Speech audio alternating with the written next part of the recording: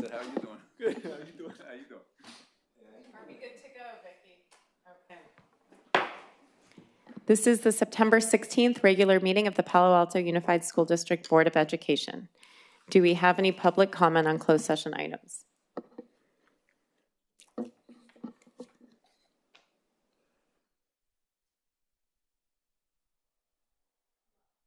Okay. Then we will now recess to closed session to discuss conference with legal counsel, existing litigation pursuant to Government Code 54956.9, liability claims pursuant to Government Code 54956.95, AAA, VPAUSD, student VPAUSD, conference with labor negotiators pursuant to Government Code 54957.6, and employee discipline dismissal release leaves pursuant to Government Code 54957B1. We will now recess and reconvene around 6:30.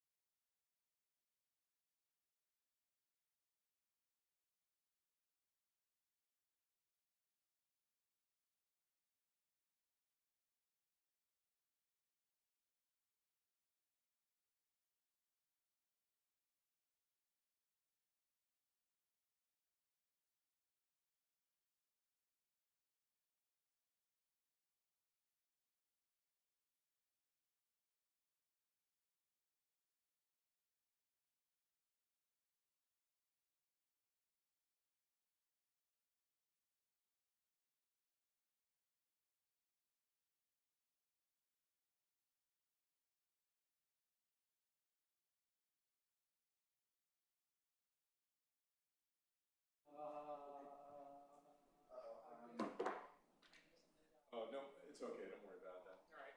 Okay, wait, let me mute.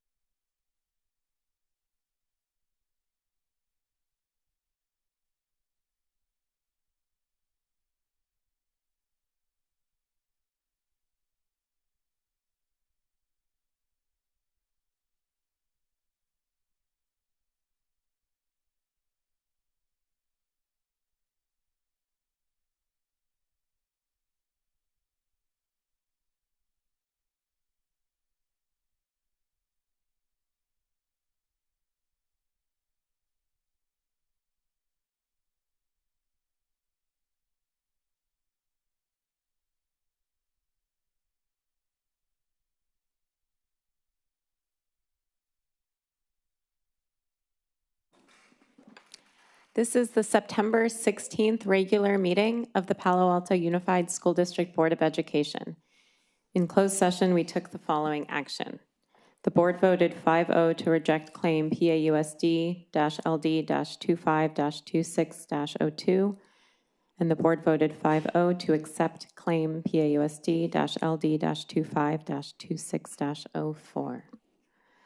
Can I get a motion to approve the agenda order? Hold on 1 second, because I got to pull something. I'm gonna amend the agenda order real quick. Sorry for the extra That wait. is fine. I always enjoy an opportunity to take a breath in Okay. and take a breath out. What I'd like to do is I'd like to move that we approve the agenda order, but that we pull and table items 5.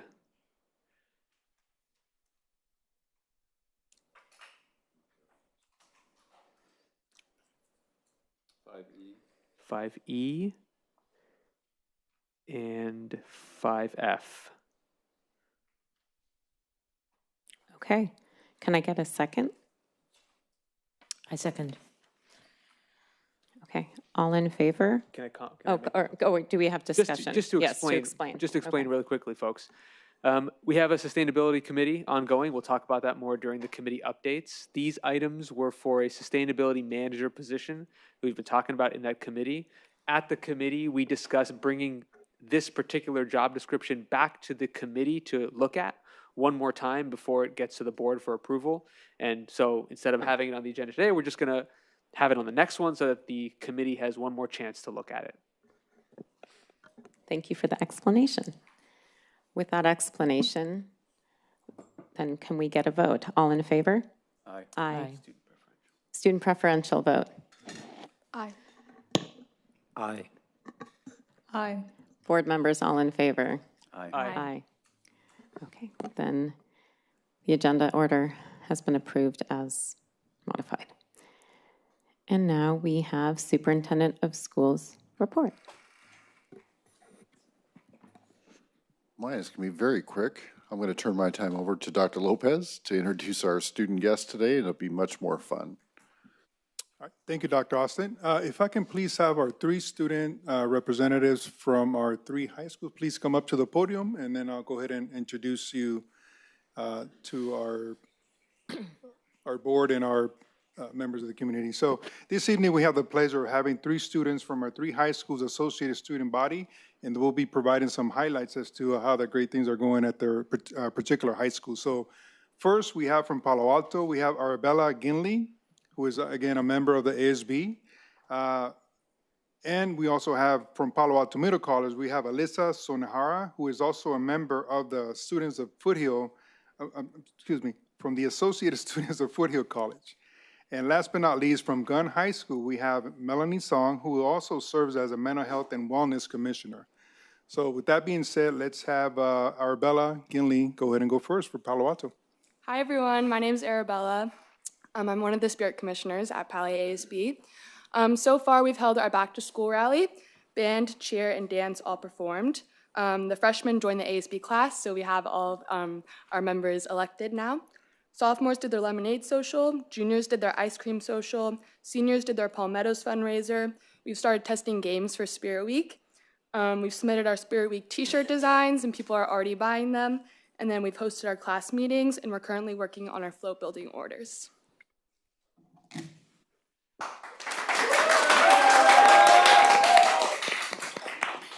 Hello, board members. My name is Melody Song. I'm a junior, and I'm the wellness commissioner at Gunn.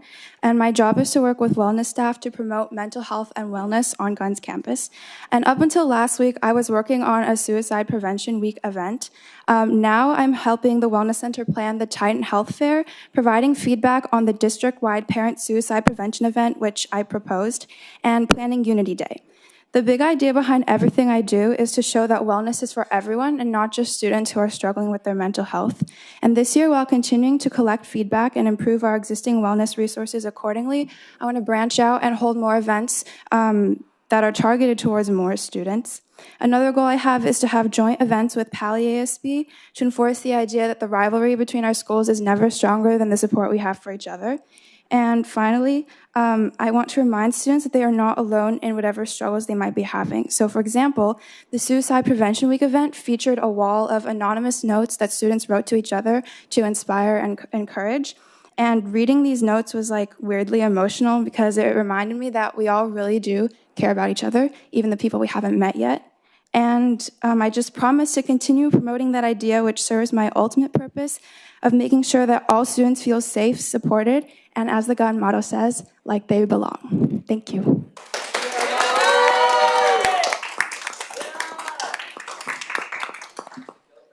Good morning, or good evening. My name is Elisa Sunahara, and I'm a senior at Palo Alto Middle College High School, and I'm excited to share what student life looks like at PAMC, especially since our campus is at Foothill College. At PAMC, one of the things we do to build our community is through celebrations such as Lunar New Year, Pi Day, and Mardi Gras, and more. And these are all possible with our PTA and our amazing, creative, passionate students. We also engage in lots of field trips this year with college visits, local communities, and this year we got to go to the Giants Career Day, as well as career and focused programs like YCS and Work Experience Education Program, known as WEEP.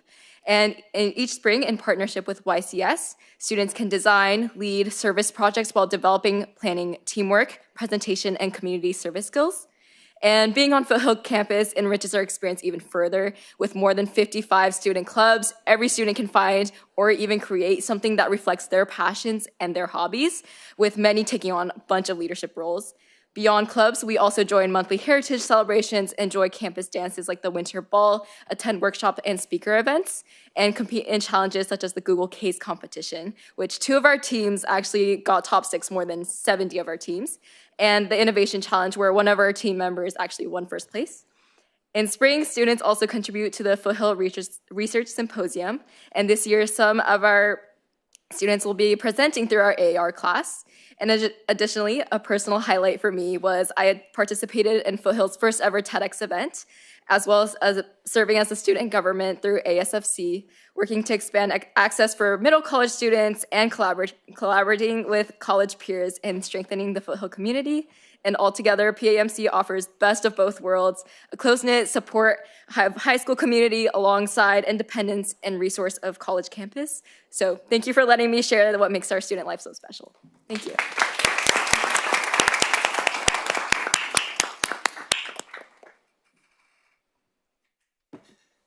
Well, as a former activities director, I knew that this group would not disappoint.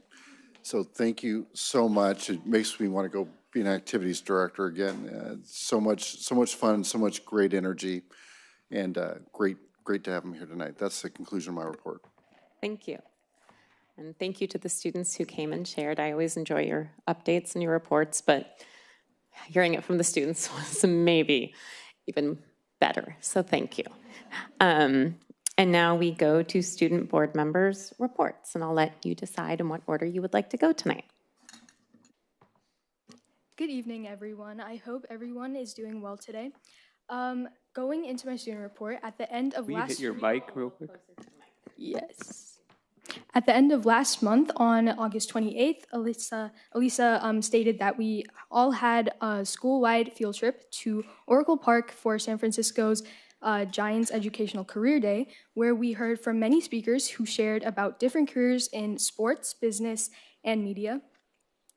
Next, students recently finished their first college courses of the year, which are either Counseling 5 for new PAMC students or Counseling 8 for returning students.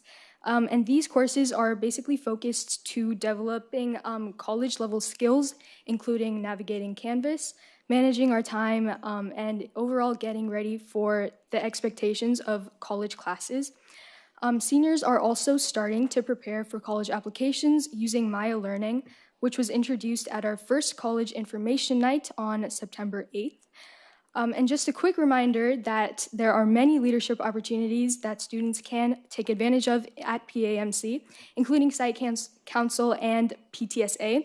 And these groups, along with others, allow students to have a voice in decision-making and help plan events school-wide.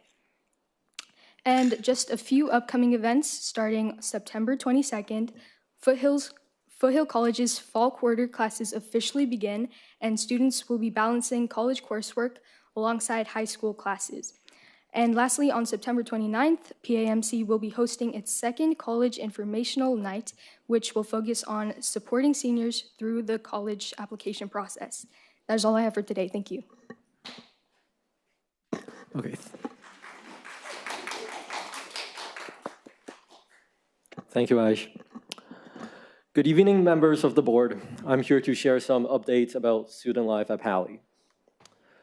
Arabelle put what ASB have been doing at Pali really well. We have been active in building the Pali community through different social events, fundraisers, and planning for upcoming events.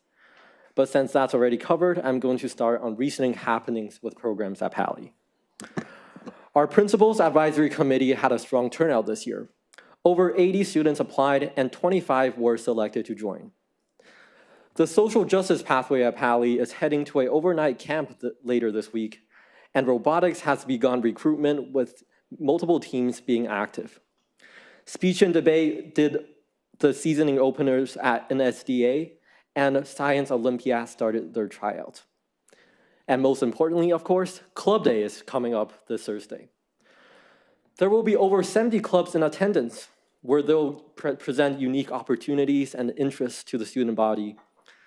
Club registration every year gives us valuable insights on what students at Pali are up to. And since the point of this board report is to give board members an idea of the student life at Pali, here's some statistics. The most popular category for clubs are STEM-related, amounting to around 25% of new club registrations.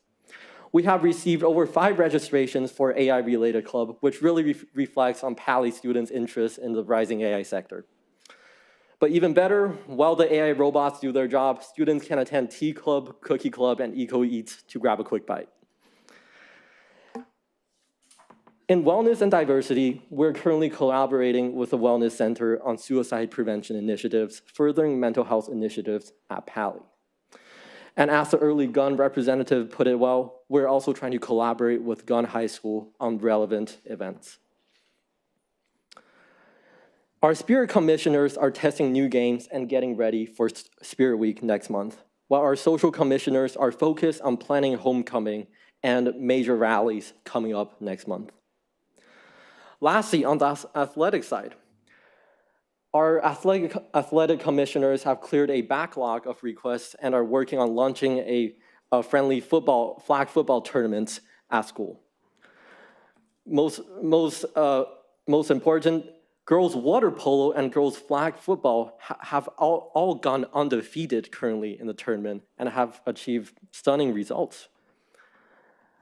But, well, we recently also beat Henry M. Gunn High School in volleyball, which, as always, is one of our favorite victories to celebrate.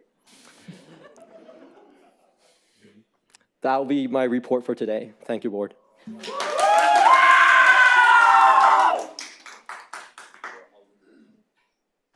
Good evening, everyone. Over at Gunn, we also have a lot of victories to celebrate aside from sports, as Dylan just mentioned. We're wrapping up start of school activities and getting into the normal rhythm of the school year. And as you can tell from the presentation this evening, we have a super diverse student body, and we're all beginning our activities. So first of all, fall clubs have started this week. We had the Fall Club Fair last week, where we had over 113 clubs participate over the course of 2 days, sharing their unique talents and activities, whether it's civic engagement in service activities, or even making balloon animals. We also trained club secretaries and treasurers this week. In terms of SEC events, we finished freshman elections as well and elected 3 freshman class officers who will represent and lead their class. I also again want to shout out Melody, our wellness commissioner, for really going above and beyond and starting a new event, Suicide Prevention Week, which happened last week. And it was super inspiring to see the student body come together and support one another. As she mentioned, students made cards that were given out to other members of the student body, and we also distributed pins with the Gun motto on them. SEC has also started preparing for homecoming next month, including filming our homecoming theme reveal video. And since Spangenberg is still undergoing construction, it will be played asynchronously on September 24th. In terms of other SEC activities, we have our annual staff versus student volleyball game coming up on September 26th, planned by our Sports and Spirit Commissioners, Yaya and Jocelyn, who I also want to shout out for their incredible hard work coming up with new and creative ways to make gun spirit even more exciting. We piloted their new point system in the Fall Sports Rally on August 28th, and after 4 years at Gun, I can honestly say I've never seen so many people come out to a rally in their spirit gear. And finally, the first quarter grade is coming up on October 18th. But whether it's academics or extracurriculars, Gun is now in full swing and we're off to a great start. Thank you.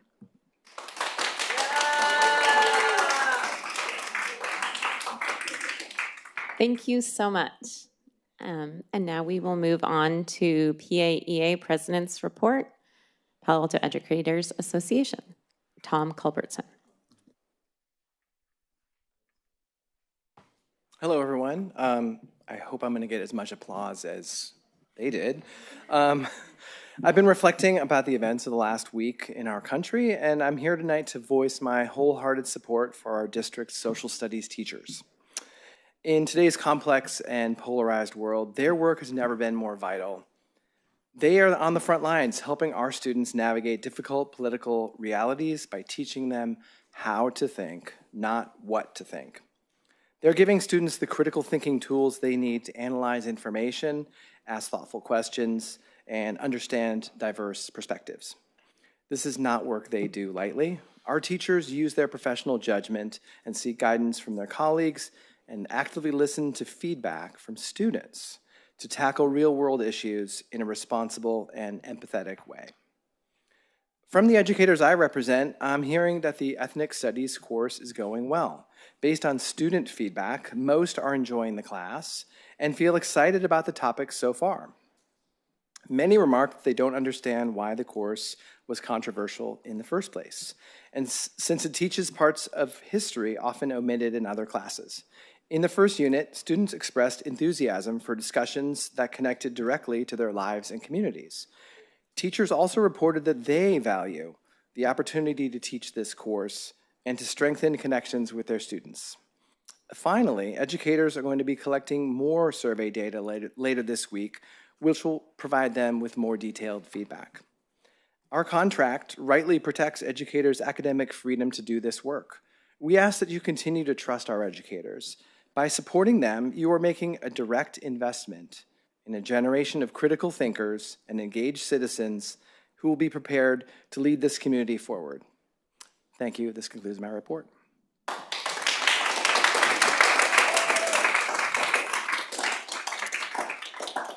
Thank you. And now we have CSEA President Meb Steiner. Good evening, everyone. I was sorry to miss all of you in August, but I attended a very, very meaningful cancer conference with my son.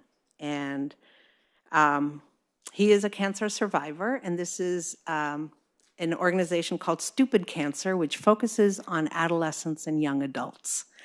And so that's why I missed all of you last month, and I'm glad to be back here. With that, I kind of want to do a shout out to our hospital school. My son was in that hospital school, and I cannot tell you how important it was on the days where he was capable of attending school, how meaningful that was just to have a normal day, and how much I heard that same comment from young adults and adolescents whose lives were kind of upended at this conference. As they're beginning to graduate college or start a job, how meaningful it was to have things that were anchors where they could feel normal. So I just want to give a huge shout out to our hospital school, amazing staff, and it's an amazing program, and I can't believe it's 100 years old, so I'm so excited for the presentation. I'm going to kind of flip my report after hearing Tom's report. And I want to also give a big shout out to our adult school, because the services they provide are so critical for so many people. And it's a great group of teachers and trainers and classified staff and leadership. What adult school means for so many people who are new to this country cannot be overstated.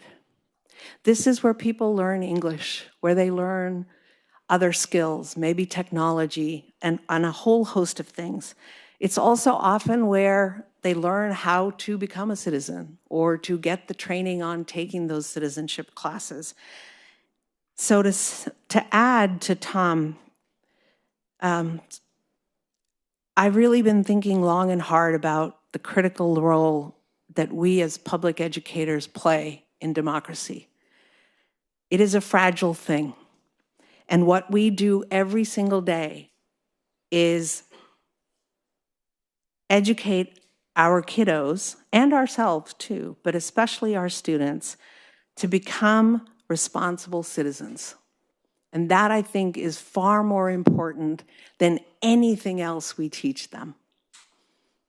Although social relationships and spending time with people, that's up there too. But I've just been thinking long and hard about how are we all showing up in this moment? How are we exercising our rights with all the responsibilities that go with those rights? And so I just really want us to think about that as a community. As we sit here, we have young leaders. We heard from other leaders who are doing amazing programs. The energy from our students, it's an amazing thing.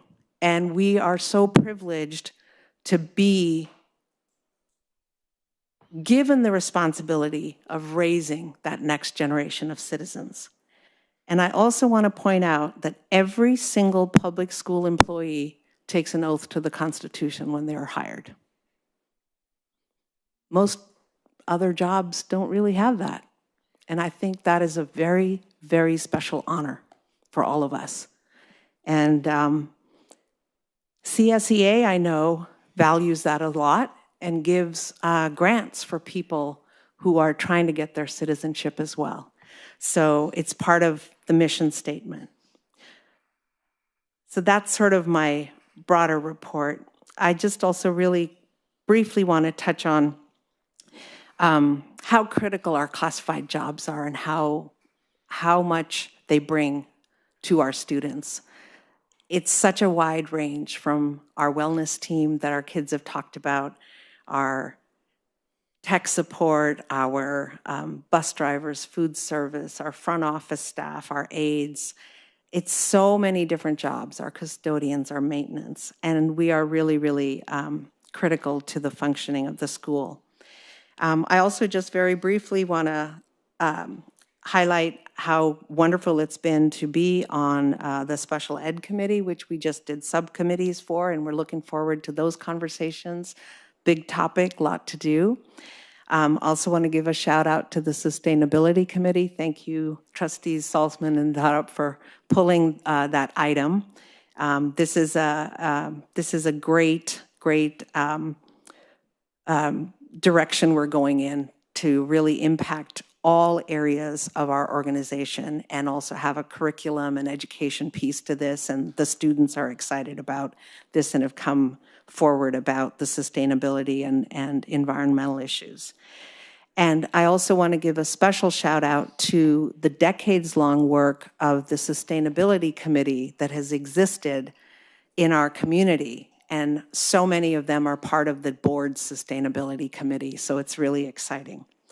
We are going to be going into negotiations. We have a budget presentation tomorrow to start us all off on the same page. Looking forward to that. Then a joint benefits meeting on Thursday. And I just want to put out there, benefits are going up a lot. 15 to 17% are the renewal numbers we're having right now. And this is a huge impact for our folks who are part-time employees, prorated, and have to pay a portion of that premium. So it's that's a critical issue for us. And we obviously are interested in good salary and all of that, and recognizing and honoring the work of classified and thinking about areas for them to grow and steps. And I just want to say thank you to the district negotiations team, looking forward to working with them. And fundamentally, we work with the team, but we are negotiating with the board, and you are the ones who give direction to your team. So it's always been very good discussions, and I look forward to that. And I just will update more, but we are about 800 plus employees, and a 1% salary increase for classified staff costs around $700,000. I believe that's on the website now. So we are a very big bang for your buck and a great return on investment. But we love the work. I know people are very honored to do the work. So thank you. I know my report was a little long tonight, but I just so appreciate our community, and I was so touched by the comment that even when we don't know people, we care about them. So I hope that is how we go through this whole year and into the future. Thank you.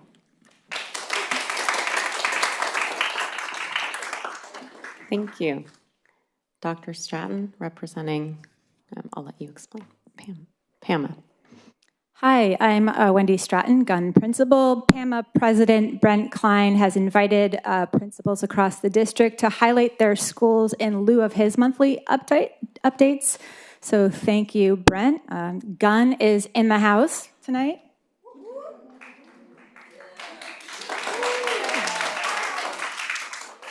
So I really am excited to share some of the fun goings-on at Gun, which you're going to get more glimpses of, I think, than usual in a district with 15 other schools. But essentially, within the Titan community, belonging, inclusion, and collaborative partnership are really at the heart of everything we do. And I think you heard that from students, and it really is coming through from all of our stakeholder groups, including parents. We do recognize that when we work together and then we build on each other's strength across all partnerships, great things happen. So tonight we're proud to showcase some of the wonderful, innovative examples of partnerships in action. I'm excited to preview them for you here. You will see, I'm told that you will see, a student-produced video by Bill Trong, highlighting a collaboration between two CTE classes on campus. It's a 2-minute video, but there's no question when you watch it that through TE, students are experiencing a sense of belonging.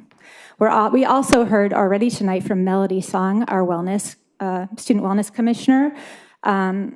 She is determined to destigmatize wellness at Gun and has an incredible amount of energy behind her. The pins that you are all wearing are also reflected on campus every day at Gun. And she's going to make a huge difference. Super proud of her work. You're also going to hear tonight from my leadership team about some pretty impressive performance trends that also reflect kind of a community-wide commitment to belonging and continuous improvement. But with that, I'd like to just offer you one more glimpse into some fun partnerships at Gun in the form of TK Haney. Come on up, TK. Just going to talk about Hydro Pumped Titans.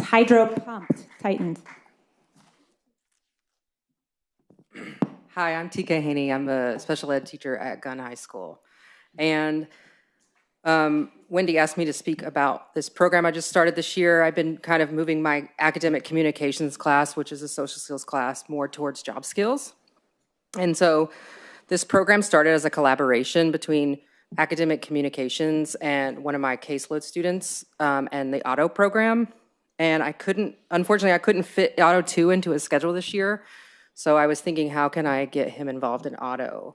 And so because Mr. and Grimm and I worked together, we decided that this shared student could handle the scheduling because he does do service for teachers' cars. And so he would schedule the service and help streamline the process for Mr. Grimm, and then I would teach our student valuable job skills. And so I taught him how to make a Google form, and then I taught him how to manage requests and schedule, and he immediately was engaged, and you should see his passion. Mr. Grimm and I collaboration continued to grow, so we soon realized we could offer car washes for teachers, which led to the very popular Tuesday car wash. It went from 1 student at Mind to 8 students in Mind, and a change in my classroom curriculum. The students in my class came up with the name, which is Hydro Pumped Titans, and together they created we created these shirts and the material. We bought the materials to work the program, and it's been running smoothly. And the teachers send us great feedback, because what's greater than a teacher dropping off their car and then they go home and it's clean and they didn't have to do anything. The most exciting part was when we added another collaboration. As we started washing cars, we needed a way to wash our towels. Our transition specialist and a teacher from our extensive needs program offered to have her students wash and fold our towels to learn a life skill. This new collaboration brought more students into our program and gave everyone the opportunity to contribute. Our students are getting more than just a car wash experience. They are building foundational job skills such as leadership, communication, teamwork, responsibility, and problem solving. Thank you.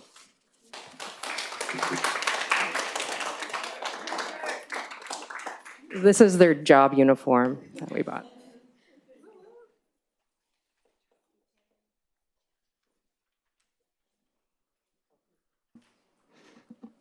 Thank you. And so now we will move on to board member committee and school liaison reports. So would anyone like to start? Sure. Thank you. Trustee Durop. I have two updates.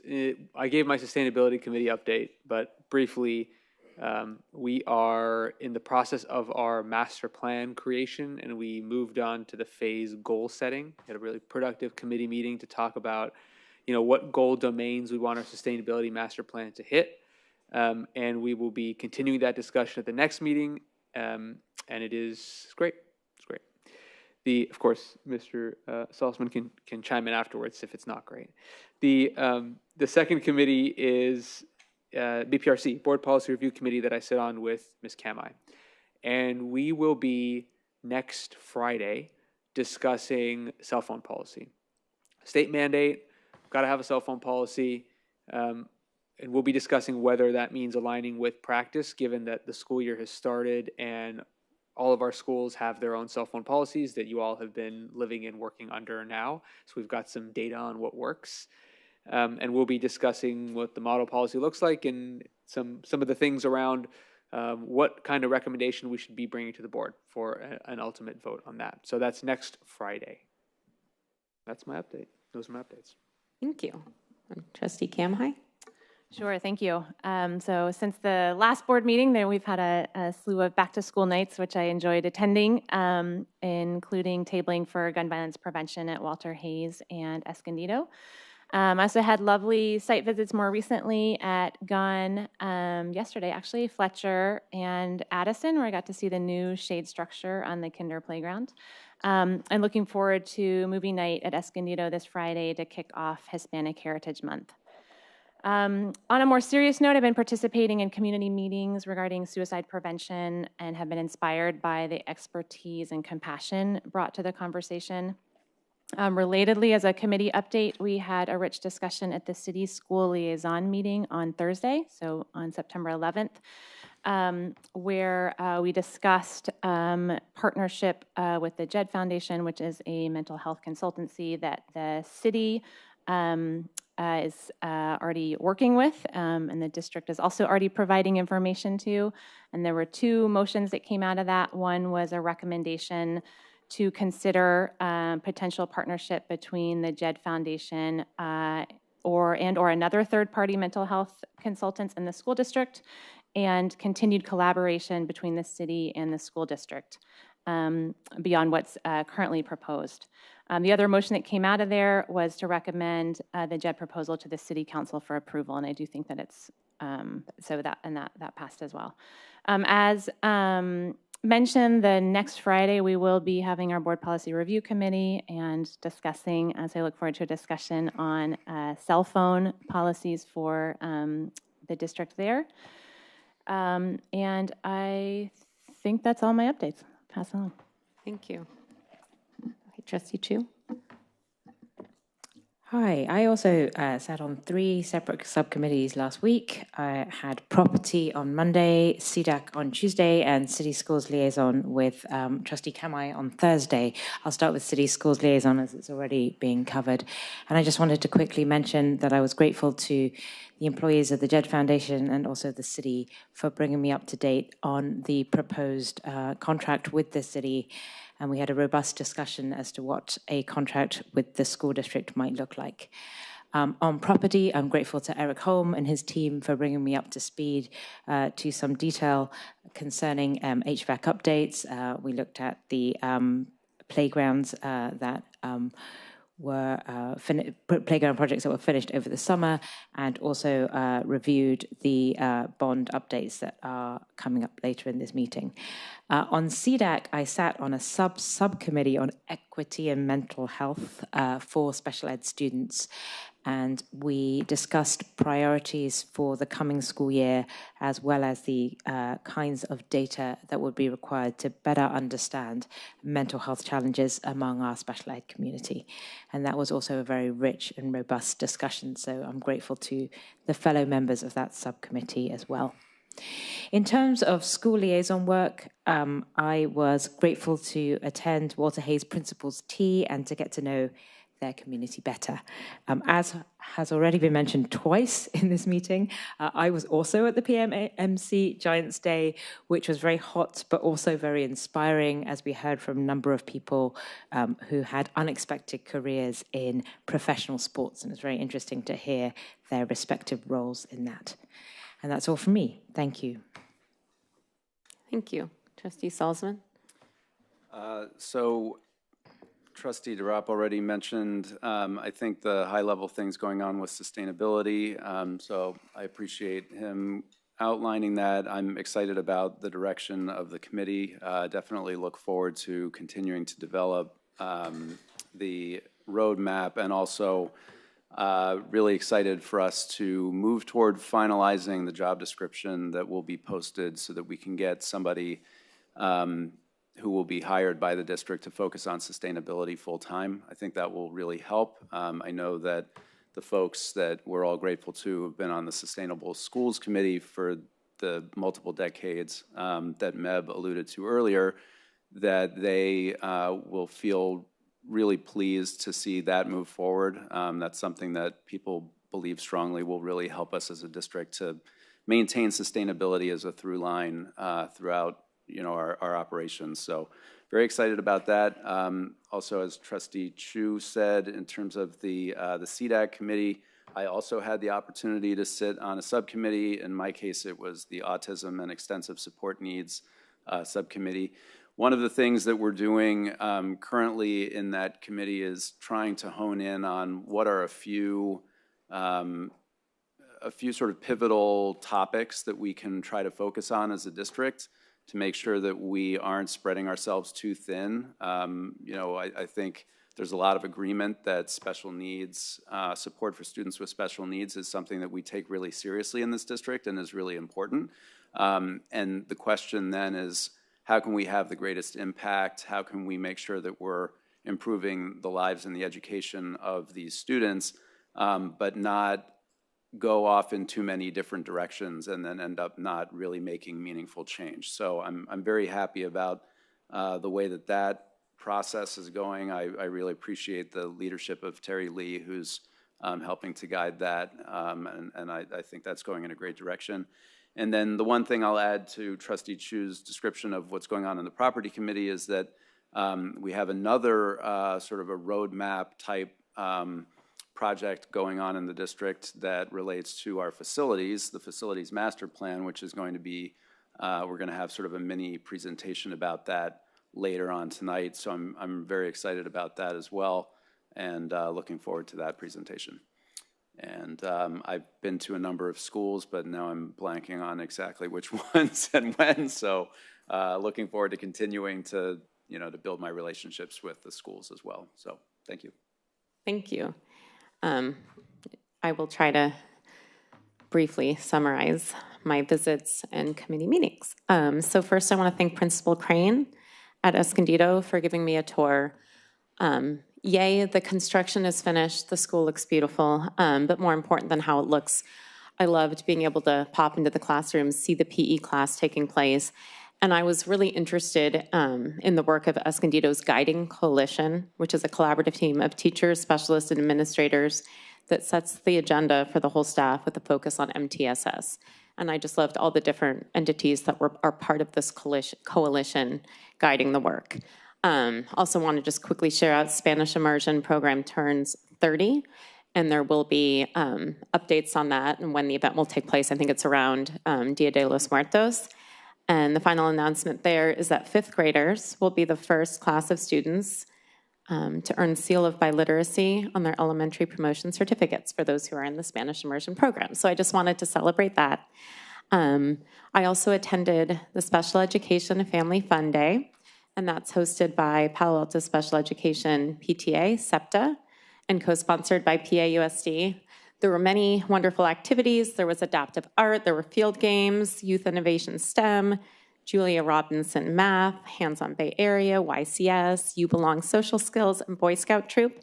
But one highlight, I have to get out my highlight, was that I purchased a candle there. And it smells really good. So this candle is from Wick Wizards. Well, what is Wick Wizards? Wick Wizards actually comes out of our post-secondary program, which is currently housed at Coverly. And this program, again, services adults transitioning from high school up to 18 through 22 and prepares them to succeed in their adult ventures and workforce. So I just want to share a little about what is happening there. So there's a coffee cart. You know, we're talking about the work skills led by teacher Joey come again at the end of the B wing. There's a biscuit business led by teacher Coleman Hall, gardening spearheaded by teacher Amanda Sorensen in between the A and B wing. I go to Coverly every day, and so I always like to check out the garden. And this candle project is spearheaded by Brian Northern. So for those who are interested in purchasing candles, they are now working on seasonal scents. I'm very excited to try out the pumpkin one. And so you can go to Coverly, and he has now put a QR code on the door. Stop by B4 between 9 and 1, and now there's a QR code on the door in case you don't get there during that time. And they are now working on a website. I showed a lot of excitement around the candles, and they're going to look for ways to get this out to the community. So I will leave this here because it continues to smell good. I also attended PTA General Association meeting. I just want to thank every PTA president and our PTAC for helping our students and our teachers and our staff and our community. Very grateful. One of the presentations there was Alba Spence, who went over the 25-26 nutrition handbook. What stood out to me is that 6,000 free meals are served a day in PAUSD and over 1 million free meals annually. So we can lose sight of that sometimes, but that was one of the highlights. I also serve, I put Trustee Durop and myself on the School Wellness Committee back in June. We attended our first meeting in September, and the committee includes parents, guardians, students, staff. To be more specific in terms of staff, it was principals, health service coordinator, child nutrition manager, school psychologist, therapist, chef consultant, PE teachers, school counselors, reps from PTSA, Herd Alliance, and Project Safety Net were also at the meeting, after school providers and other community partners. So I really want to highlight and thank the students who serve on this committee as we continue to elevate student voice. It was so great to hear from students today and at all of our meetings. So I want to thank the students who were there. Briefly just share the 5 key themes without going into detail that emerged from this meeting. Student voice and communication, staff and family education, program effectiveness and policy, community partnerships, and student well-being. And PAUSD families should have received an email today. I think it was around 4:30 that I got mine regarding a family education event in recognition of Suicide Prevention Awareness Month. The ribbon I'm wearing today is to recognize this month. I got this ribbon from the PTA, so again, I want to thank the PTA. It's taking place Monday, October 6th from 5 to 7:30 at Pali Media Arts Center. And so you can, to register, you can look in your email from Parent Square. So I look forward to continuing our ongoing efforts to improve mental health and wellness, and our next meeting is October 13th.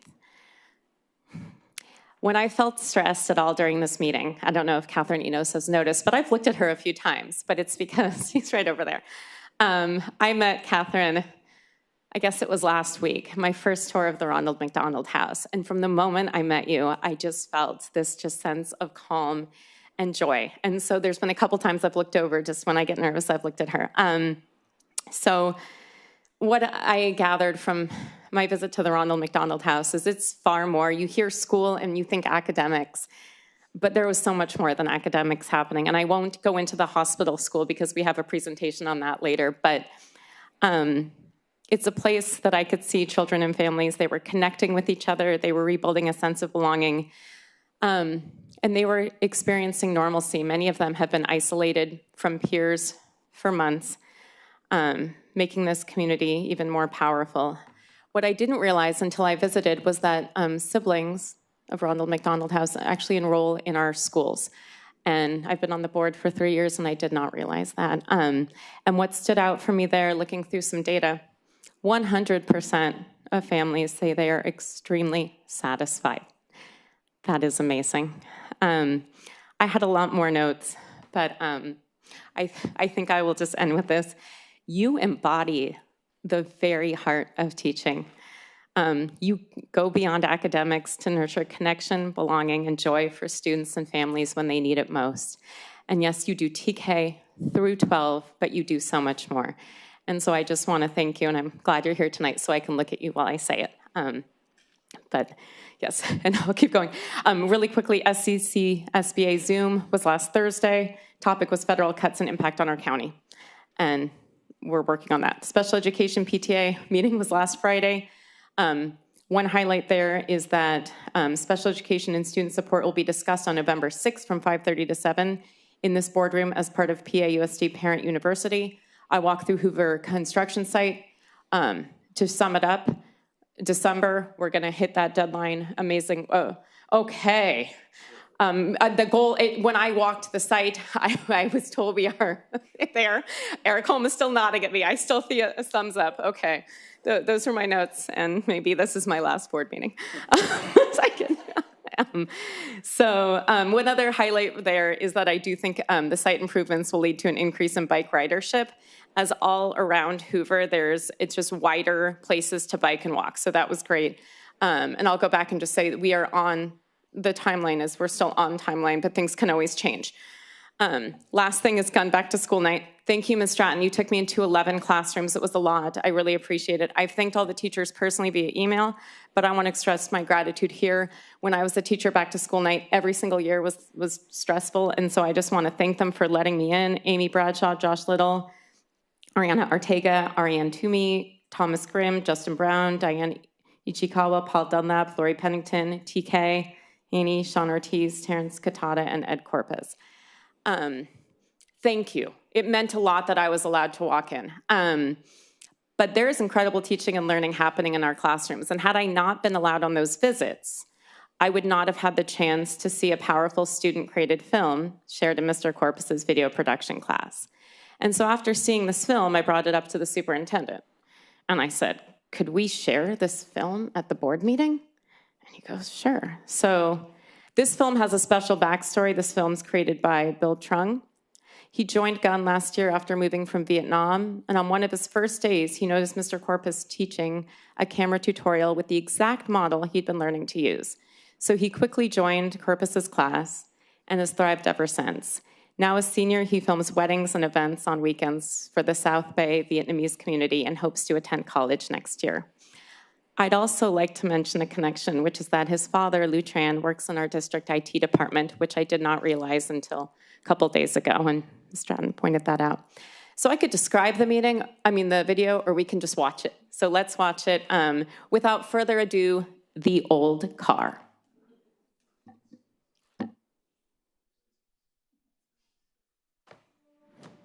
When I first saw it, I just thought, what a wrecked car.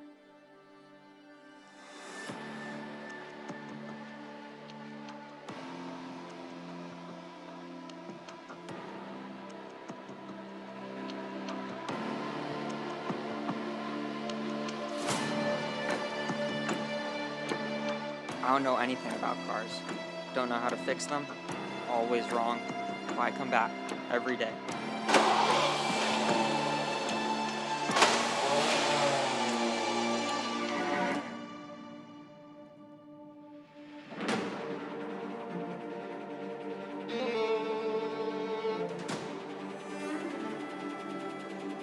I wanted to quit so many times, but somehow I don't give up.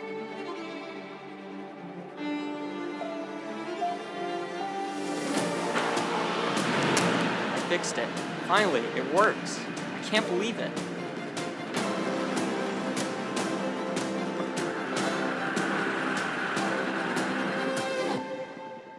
It's just an old car, but now it's worth it. Like me.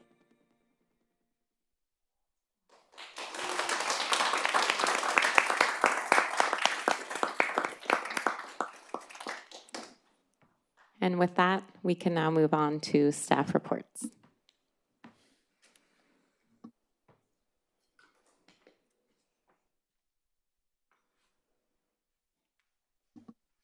All right, Dr. Stratton. Gun is in the house again.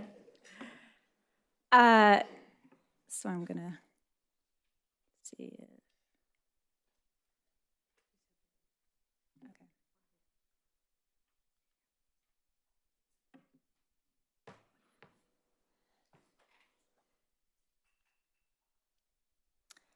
So I would just like to premise this report on some pretty cool achievement data just by saying it really is a celebration of incremental gains made over time through iterative daily work between teachers and students in classrooms and teacher teams. And it's really a reflection and a celebration of our whole community, our district support, our parent support, and these are the conditions within which we can see gains.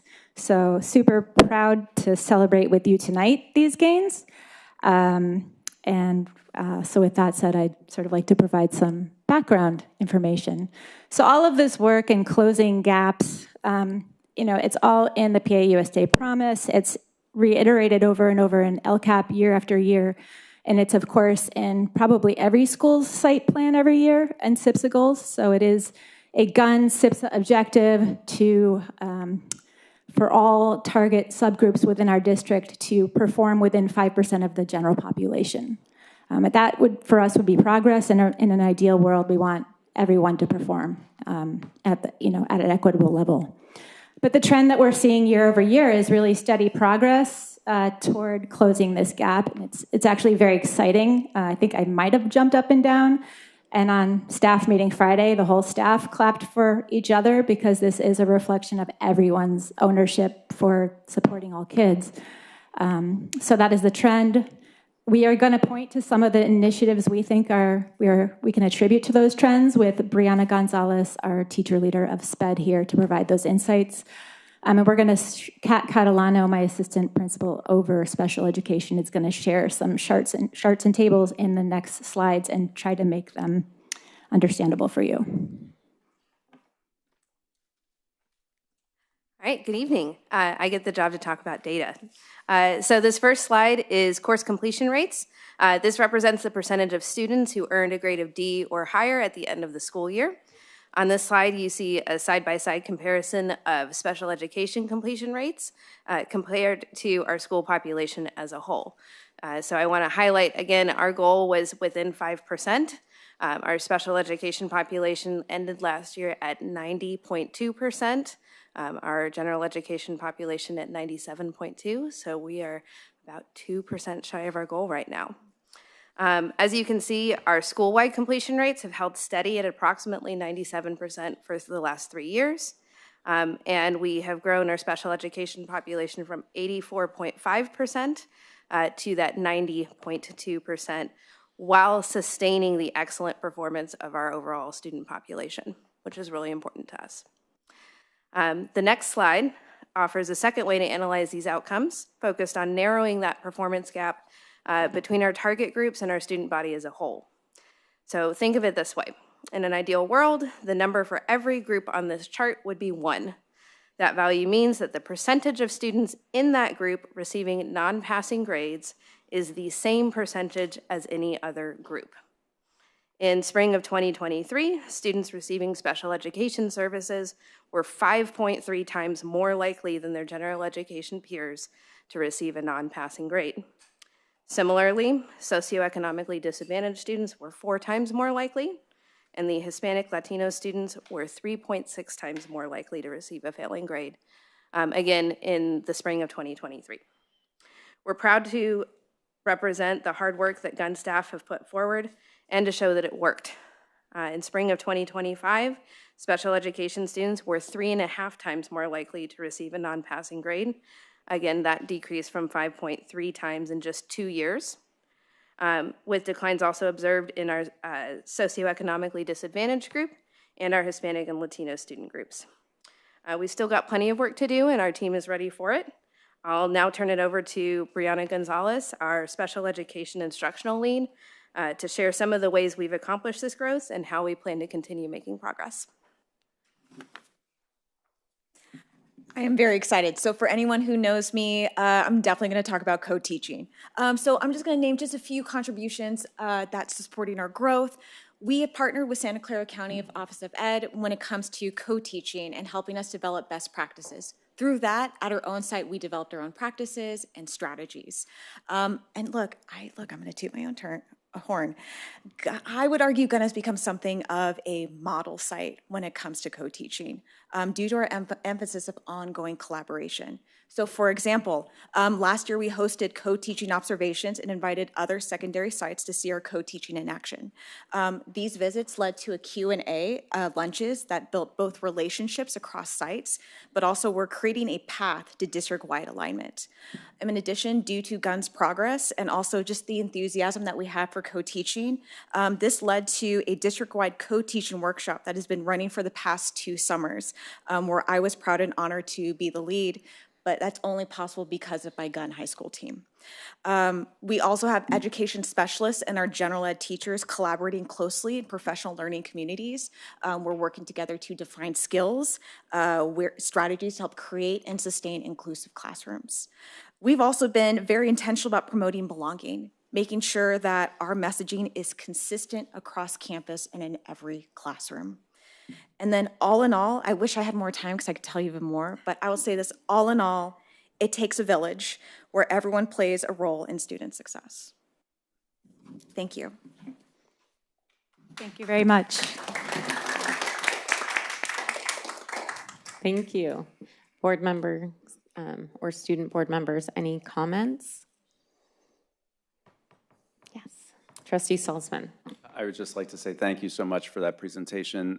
It's really exciting to see those gaps closing. I think that's fantastic news. I also love hearing about how you guys have invited in folks from other parts of the district. I think if we've got things that are working well at one of our sites, it's an absolute must that we bring in folks from other sites and see what we can do in terms of sharing best practices. So I'm really excited to hear about how that continues to progress. Anything that you guys are able to do in terms of analyzing what's worked, what hasn't, what we should invest more in as a district, what we should try to spread, throughout the district, I think is only going to be to the benefit of all the rest of our students. So thank you so much. Thank you. Before I give my comments, time for public comment. So we have Stephen Davis and Jane H. Stephen Davis in person, Jane H. over Zoom.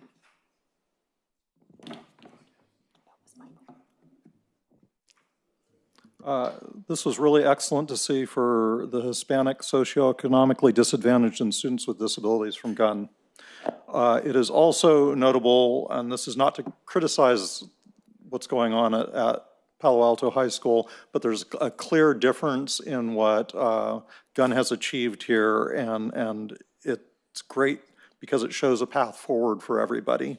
I hope these processes can be expanded to all of our other schools and that Gunn continues to expand this effort. Thank you. Thank you. And we have Jane H. over Zoom.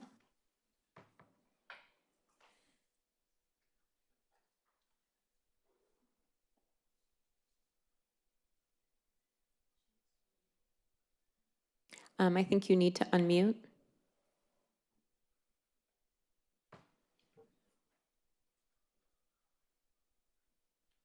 Okay. Then I will give my comments, and if you see her back online, then she can speak after I comment. Thank you so much for the presentation and for the excellent work at the gun retreat. The key thing I wrote down was, the key question was, how do we get kids to do the great things? And the answer was focus on student outcomes and action. Like, that was the key focus. So could you share, like, publicly here for the people listening, and it can be short, but which actions or strategies do you believe contributed to these strong outcomes?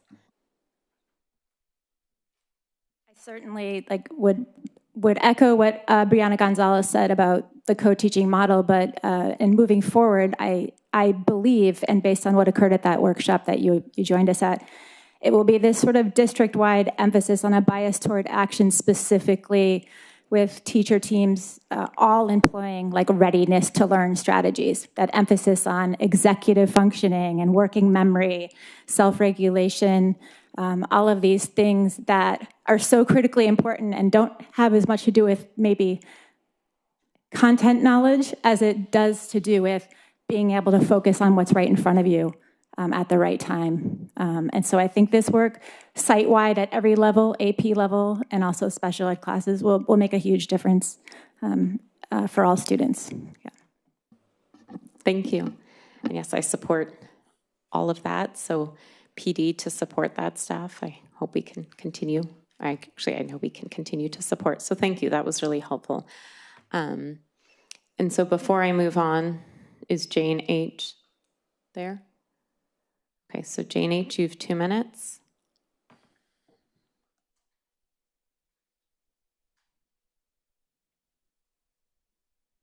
If you are talking, we cannot hear you.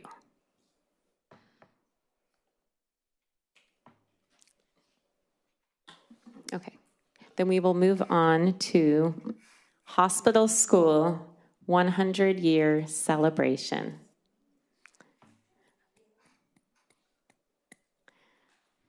So we have Rose and Catherine here today.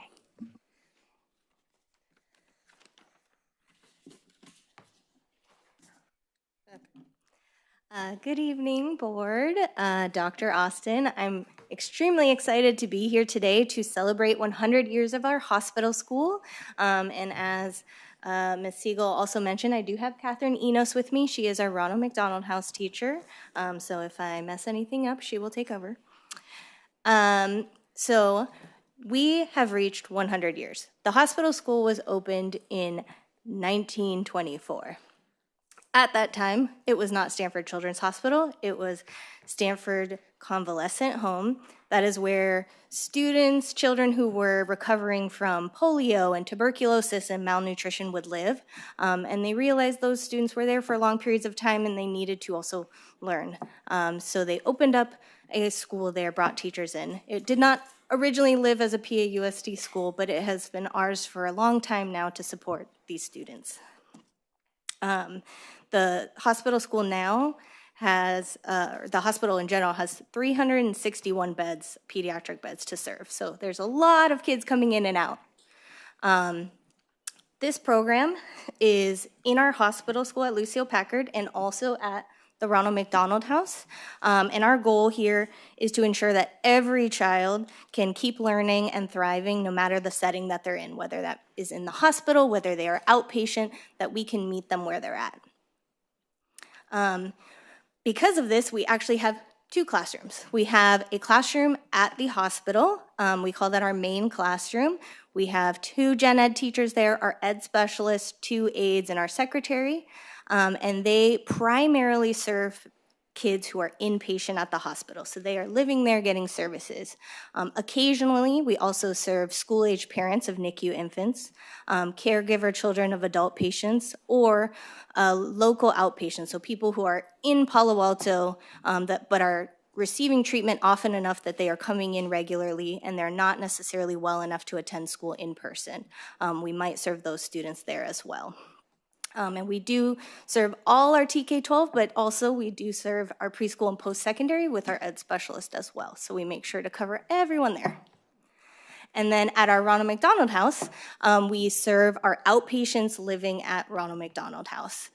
So previously, we used to actually serve the siblings or the children of patients at our Ronald McDonald House, and that all changed during COVID. The siblings and the children were no longer allowed to come into Ronald McDonald House, and our wonderful teacher here realized there was a lot of students still living there that needed education. They weren't well enough to come to our schools.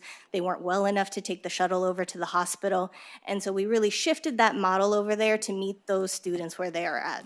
Our students who are immunocompromised and unable to go to school. So Catherine over there serves TK-12 all by herself, and our ed specialist also comes over to meet our students for their IEP needs as well. The wonderful thing about this program is that we get to serve these students in a much more enriching way than normal home and hospital instruction. Normal home and hospital instruction is 1 hour a day with a credentialed teacher where you just keep them up as best as you can with the work that they're in. These students have the opportunity to do one-on-one work with a teacher in a classroom or bedside if they're not well enough to come to the classroom. They get the opportunity to participate in group instruction, and we also bring them other opportunities like art and music and theater. These are opportunities that they would not have otherwise, being isolated in their rooms. We serve a lot of students annually. We serve about 450 to 500 students every year, but a large portion of those students are not from Palo Alto. So those are people coming here to stay in the hospital to receive treatment. So they are coming from other countries, other states, and we are helping them as best we can to keep up with their schoolwork and find some sense of normalcy while they're here. On the hospital side, they are mostly there less than a week. So the teachers are continuously meeting new kids, assessing their needs, and trying to figure out where best to start with them before they send them back to their school. Some of the students stay here a semester, a year, and a handful of students will be here multiple years at a time, but the majority of the students at the hospital will turn over in a week or less. One of the awesome things that our program offers that is unique is the virtual reality field trips in the hospital. So as you can imagine, students in their hospital room don't get to leave to go on field trips to visit awesome places, but our secondary teacher actually spearheaded a program to do some virtual reality recording the national parks and creates science lessons that go with that activity. So kids get to put on the VR, experiences these new activities, and then learn a science experiment with it. And it's a great way to have engaging education for these students and immersive instead of just being isolated in their room doing edgenuity. We're also really excited that we have a dedicated ed specialist for our program. This has really expanded our ability to meet diverse learning needs.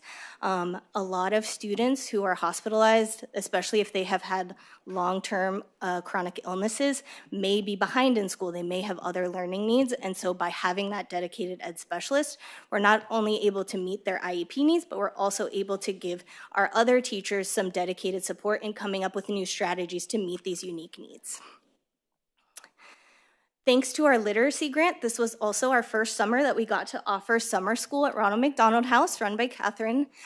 We got to boost math and literacy for our younger kids, and we got to help our older kids stay on track for credit completion, because as you can imagine, having so many medical treatments, they often cannot take a full course load and are behind.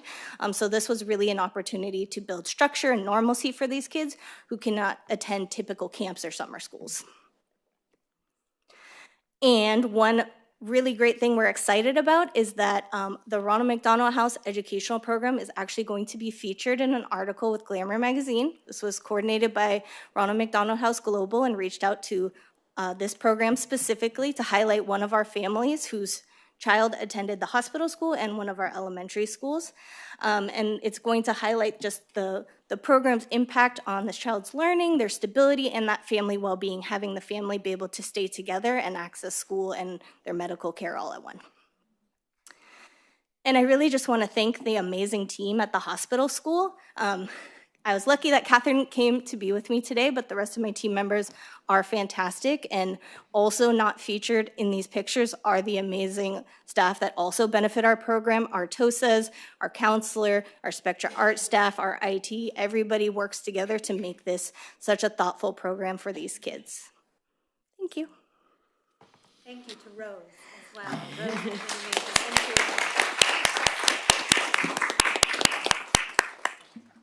Thank you for public comment. Oh. We have one public comment, and it is Eve Sutton in person. Good evening, board. My name's Eve Sutton, and I want to thank Rose and the staff. It's just fantastic hearing about all the stuff with the hospital school, especially 100 years. It's just phenomenal. I wanted to just not only thank Rose and the staff, but also talk about the ways that the hospital schools integrated with home and hospital instruction and the nurses out in the community. Rose handles all of that, and I want to make sure she gets her credits. That's just terrific. Few people realize the extent of the school district's services to help children and teens continue their education as they manage their medical conditions. Many of the hospital school students come from outside the district, as we've heard, sometimes from very far away, but they're living in our district as long as they are here for their medical care. The hospital school works with students who are confined to their beds or well enough to visit a classroom within the hospital, and although I have not been in the hospital itself, I understand how challenging and rewarding the work can be. As a home hospital instructor, I've taught students who have similar needs. They might be well enough to come home during the remainder of their recovery after illness or surgery, or home for a week at a time between cancer treatments, or living at Ronald McDonald House. And that might be a kid who's so immunocompromised that he can't be with other kids, so then I would be tutoring him separately. Working with these students takes some creative, resourceful planning and improvisation, along with courage and optimism. We need to provide some structure and sometimes be firm, but seeing the students make progress and seeing them later when they are ready for regular school is a true joy. And I had the honor of seeing a couple of my previous home and hospital kids that live in Palo Alto as they graduated Fletcher just a few months ago, and it was fantastic to see them looking healthy. So I'm very proud that the district can provide for their needs, and I hope you'll join me in celebrating their 100 years at the hospital school. Thank you. Student board members or board members, any comments? Ms. Kamhai? I just want to say a big thank you for coming here tonight, for showcasing what you do, but most importantly for the work that you do every single day for these kids and their families. So thank you, and for 100 plus years. And so, May I comment also? I just wanted to echo Trustee Kamai's comments as well, to thank you for coming and giving such an inspirational presentation, full acknowledgement of how challenging but also how important your work is, and I really appreciate all that you do for these very diverse learners. Thank you. Just to echo, yeah. Sorry, just to echo my colleagues' comments. Yeah, it's amazing. It's very, talk to other board members in other districts. It's a very, very rare thing that we do. So really, really amazing work, and thank you. And I'll just say thank you for giving us something to be proud of. We have many things to be proud of in this district, but this is definitely a really bright light. It's just, it really warms the heart to just think about, how much work goes into supporting these students that are at a really challenging time in their lives, and the difference that that you all are making is wonderful. So thank you so much. Yes, thank you.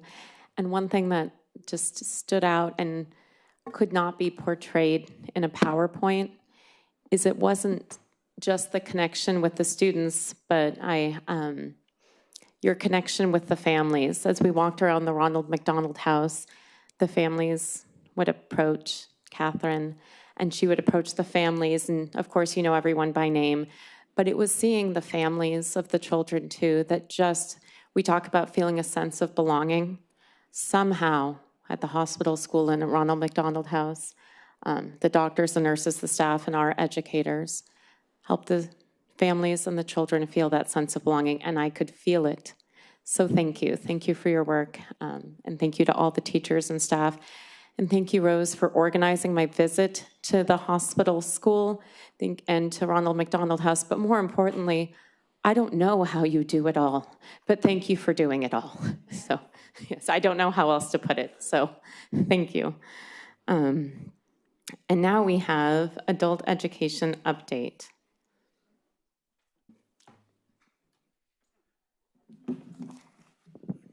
Thank you, President Siegel. Good evening, everybody. Good evening, Dr. Austin. So what an honor it is to be part of this district when you hear reports like that. Amazing people. So I am Principal Jim Sherman. I'm honored to be here this evening to highlight our adult school. And a little background, we're a WASC accredited school. Oh, I get the clicker, don't I? All right. We're a WASC accredited school. We were established within PAUSD in 1921, so we are 104, going on 105 years old now. And last year we served 4,080 students. Okay, just to give you some idea of our enrollment trends, this is the last 6 years where we were. 3,800 before the pandemic. There was a dip, obviously, during the pandemic, and then we've built it back up. Very strong at over 4,000 now. So I want to highlight a few of our amazing programs. Our ESL program, which is our English as a Second Language program. We offer literacy to advanced classes. Literacy classes are for students who have little to no English, and our advanced classes are students on the other end that are becoming fluent. Many cultures, languages, and life paths are represented within our school, and at least, I love this one, at least 20% of our students are parents or grandparents of PAUSD students. So this is a quick slide here. This is CASAS. This is from the CASAS information. Our ESL students continuously, consistently perform above California state goals as far as measurable student gains measurable skills gains, pardon me. And CASAS is like the CASP of the adult school. So you can see this is last year's statistics. We continue to have students come out that are doing really well. Also like to highlight our adult education program for parents, which is our preschool family program, where the children up to age 4 are actually in the classroom and their parents are our students in the program. So the parents learn how to support their children with social skills and academics in a play-based learning environment. It's a wonderful program. Our community education program is all about connecting people from the community, bringing them in to enjoy connections they have with other students in our program, growing, exploring, having fun. Line dancing, world languages, music, upholstery classes. We have a taiko drumming class and an upholstery class, which you just don't see in other adult schools. So our future focus is definitely on a healthcare pathway. So this chart, the California Community Colleges had a grant that supports healthcare pathways for EL learners. And we have a medical English bridge course, which bridges them to careers in the community or onto other community college programs. And I'd be remiss if I didn't thank our staff. We have a wonderful staff, just a few of them are up here. We have almost 100 staff members working for us at the adult school. So I want to thank all of them and thank all of you for inviting me here to speak this evening. Thank you. We have one public comment, and that is Eve Sutton. I get around. Agenda item 6 refers to the adult education program, and that's how it was called in 1921 when it began. I wasn't there at that time, but somewhere around that time, it was the adult education program. And I'd like to mention that for the last 60 years, the program has been a fully separate adult school with an actual principal, not just the adult education program director. Thank you, Jim Sherman. Here are some perspectives for the days when we think things are the way they are and nothing will change. Just before I started teaching for Palo Alto Adult School, I watched the office staff and the principal, Mr. Henry Page, clean out the vault behind the adult school office opposite the main entrance to the tower building at Pali.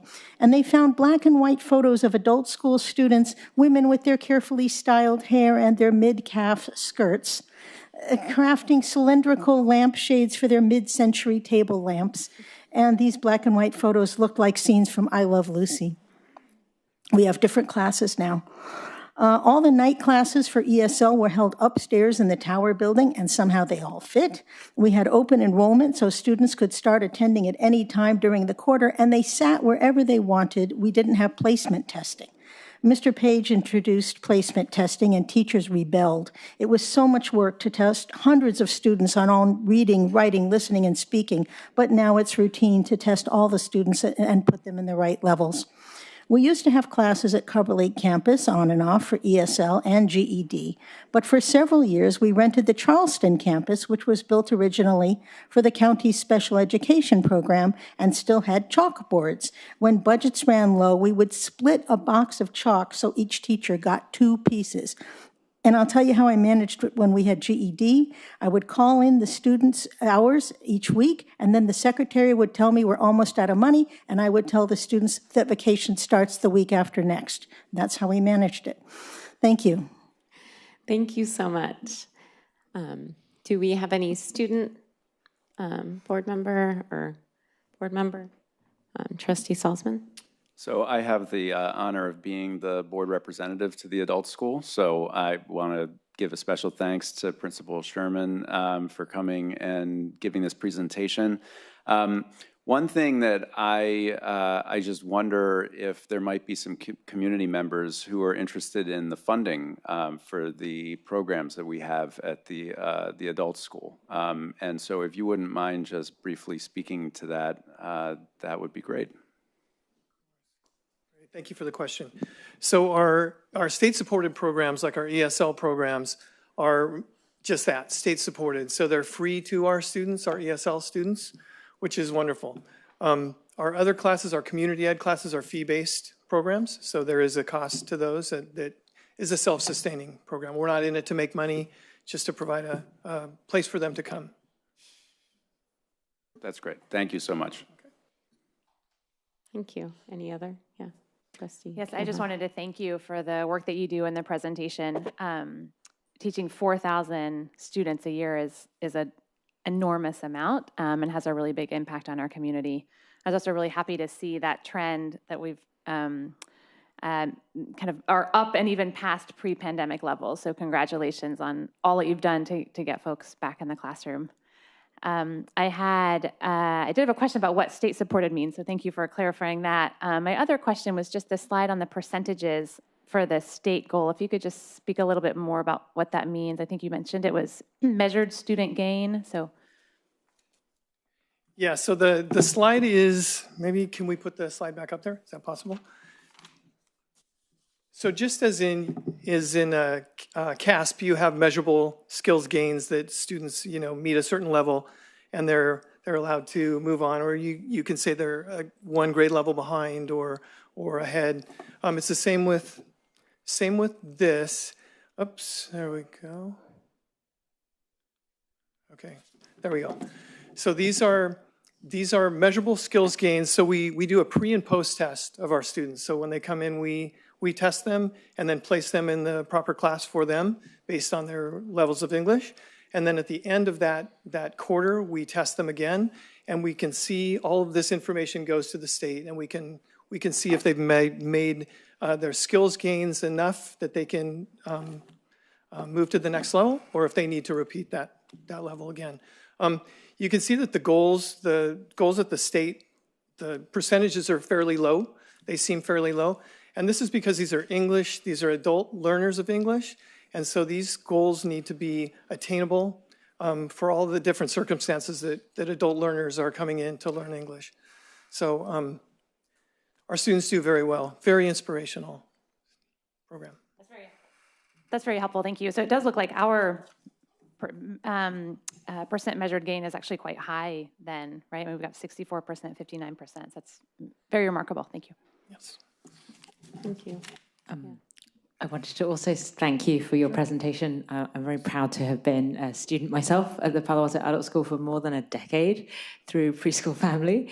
And I also had family members in the ESL program, and I was able to see firsthand how it improved their confidence and their ability to operate in society. So thank you very much. All right, wonderful. Thank you. Oh, thank you. I just, yeah. Oh, Trustee Durop. Just a thanks from me as well. Quick thank you from me.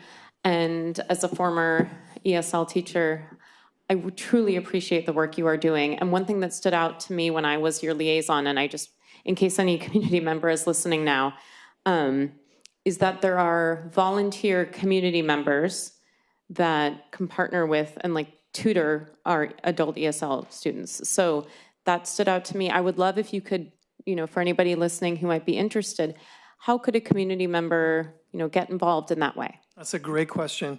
Thank you for highlighting that. And they're there every day helping our students just with conversation or tutoring or whatever it may be.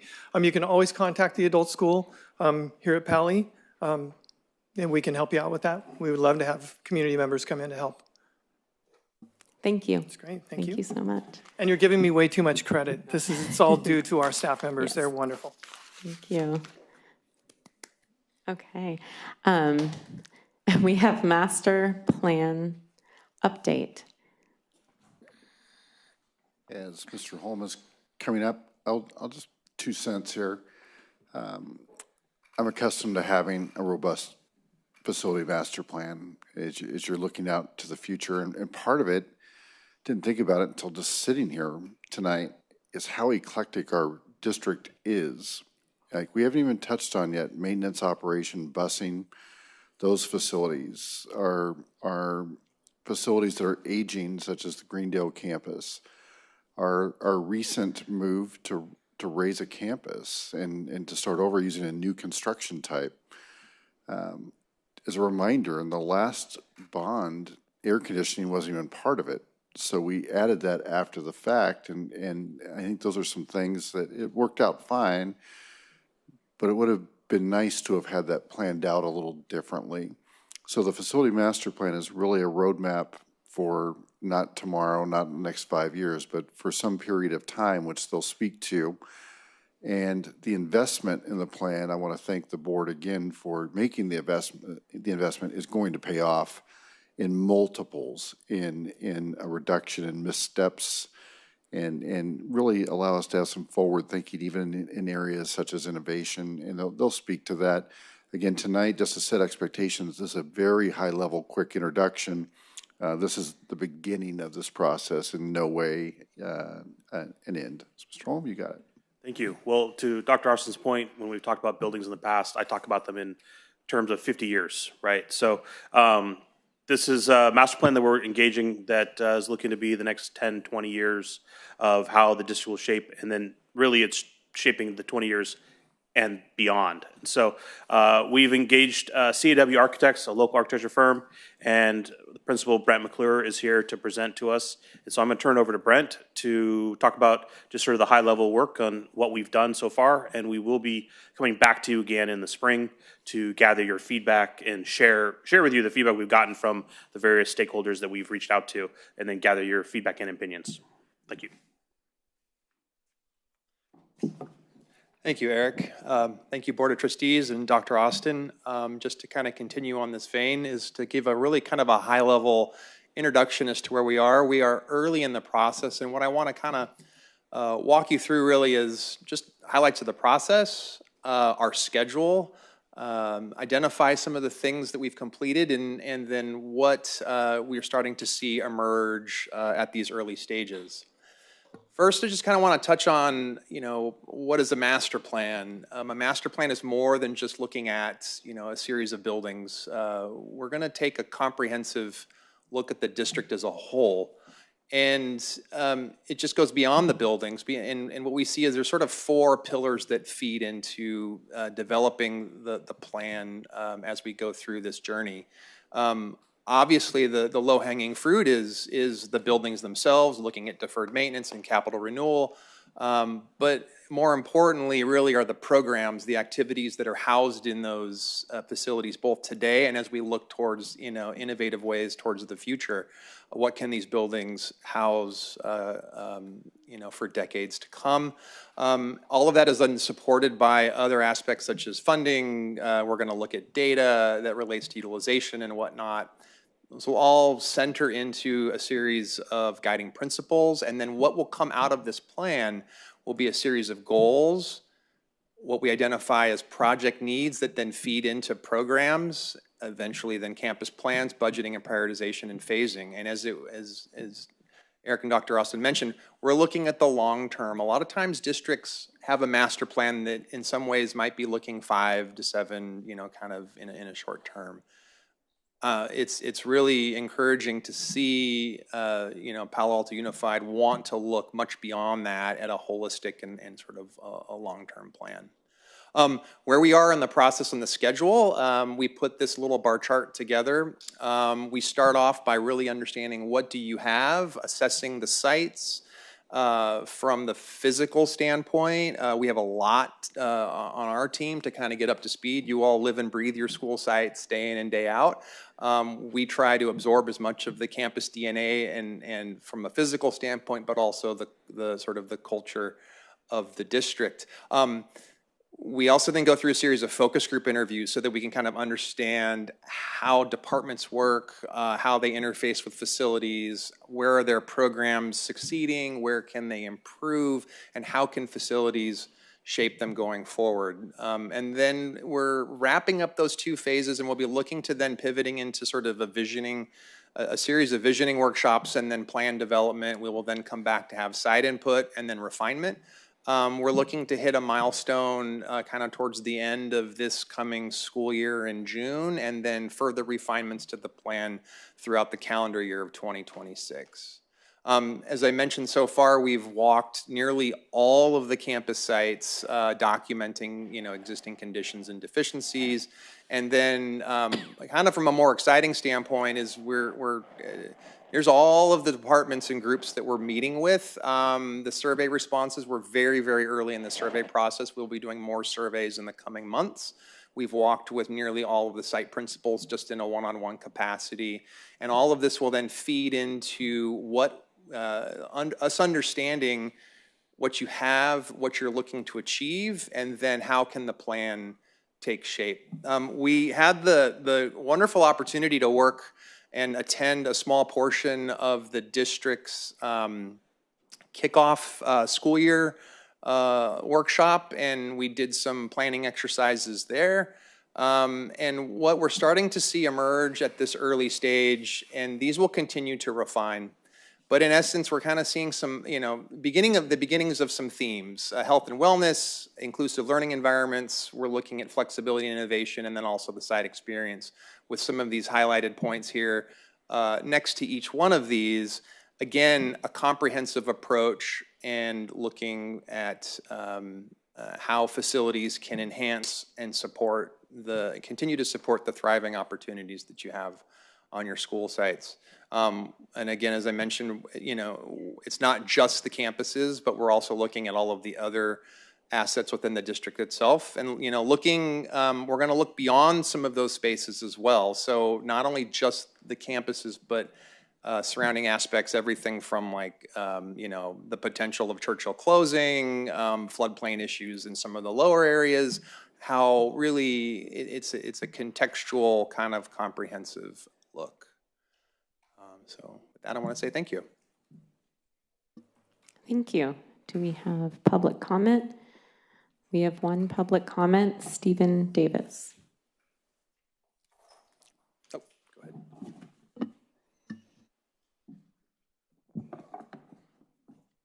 This looks very impressive and promising. I do ask one basic question. How does it make sense to talk about a facilities master plan when we don't have an overall district strategic plan? The one question this raises for me is looking at strategic about our shrinking student body and shifting location of students through the district? Should we look at consolidating the schools or redrawing intra-district lines to address our student body? If we don't have a strategic plan to deal with the basics of what our school district is and may become, and perhaps planning for growth later, but sensibly, how can we talk about facilities? Are we getting ahead of ourselves talking about buildings when we don't know where we're going to be over the next 10, 20, or 30 years? Thank you. Thank you. Student board members or board members, anybody have a comment, question? Oh, sorry, I didn't. Oh, okay, that's fine. Meb, did you want to speak on this topic? Okay, sorry. Really quickly. No, no problem. So thank you so much. I think it's wonderful that we're thinking about a master plan. And I really appreciate Dr. Austin bringing up that we haven't thought about maintenance and transportation and all of these other things. I want to also add sustainability as one of the buckets we need to look at. That came up in our sustainability committee meeting.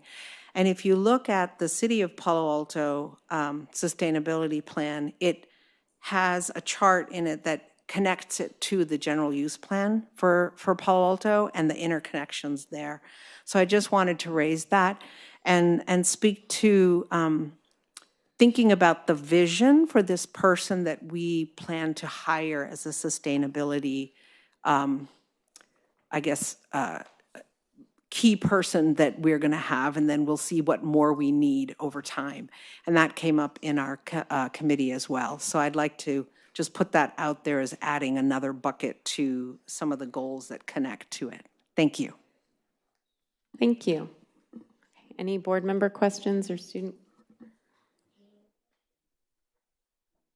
Okay, then I guess with just one overarching question. Are we still on target to meet the projected timeline that is there? Yes.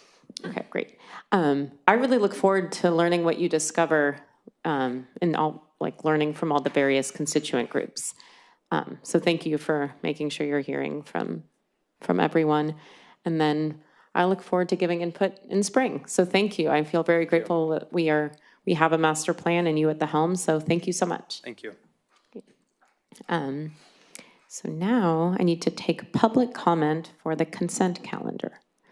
So we have Stephen Davis, and then Jocelyn Leve, and then Lior Malamado.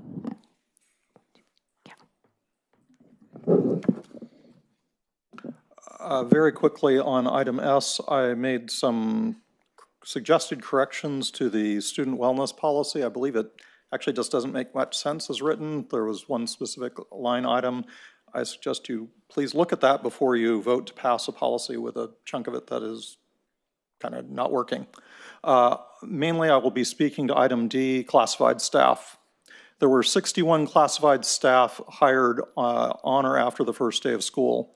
This included 34 special education aides, and within that group, 16 mod severe aides.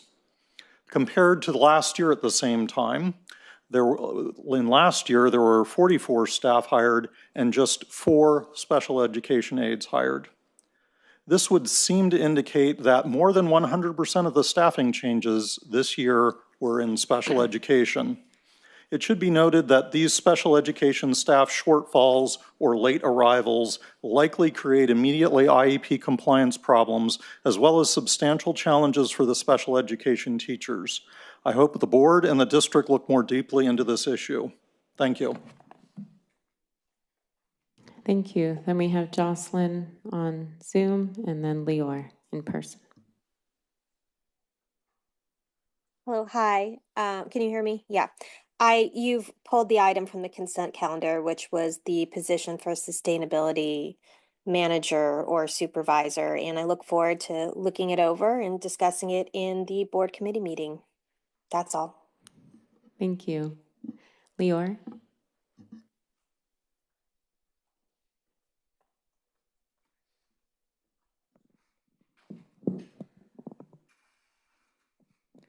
Good evening, trustees. I'm speaking to consent calendar item 5Q.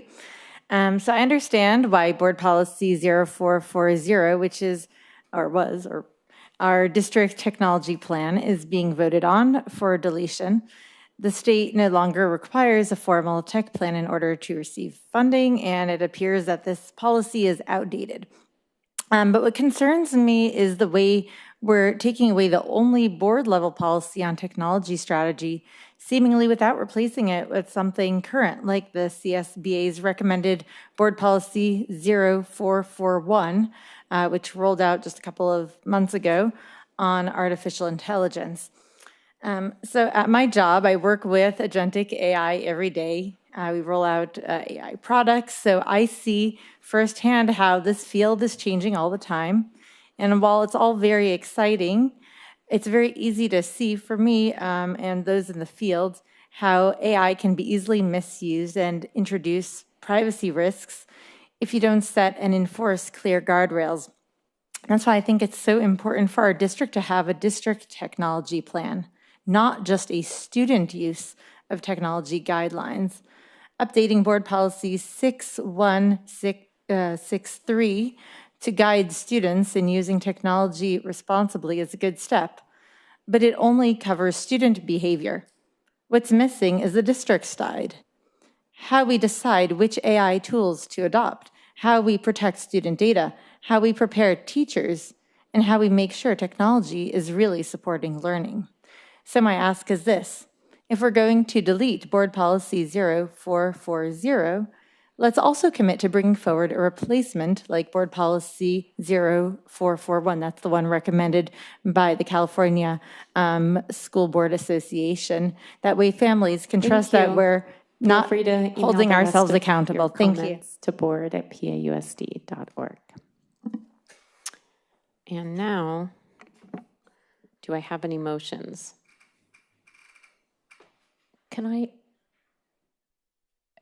Hi. Can I make a motion to pull consent item Q for further discussion? Yeah, you can make any. Yeah, I make a motion to pull item Q about the district technology plan for further discussion. Is there a second? Okay, then that motion does not move forward. Are there any other motions? I move that we approve the consent calendar as amended by the agenda order motion, so omitting items E and F. Can I get a second? A second. All in favor? If Can I make, yeah. Oh. Yeah. Okay, I just wanted to make a process comment so folks know. We have a lot of board policies on consent, and we often do. Board Policy Review Committee meets once a month on Fridays. And as a part of that, at the very end of the meeting, there's something called the matrix. And the matrix is where new and upcoming policies are discussed and added. And we sort of have a steady clip where new policies that get released from CSBA get added to the matrix. And then as we get through the sort of back burner of policies, we get to the more recent policies. So there's sort of a rotating cycle, goes to the matrix. When policies get updated by CSBA, they go to the matrix, and then they probably a couple meetings down the line get addressed by the committee, which then brings a recommendation to the board. So that's my process point. And that matrix, really quickly, is also, if you look at the minutes of any of the board meetings, the matrix is there, so you can see what is in the matrix. I don't want to pull any items, but can I make a couple quick comments on them for, is that?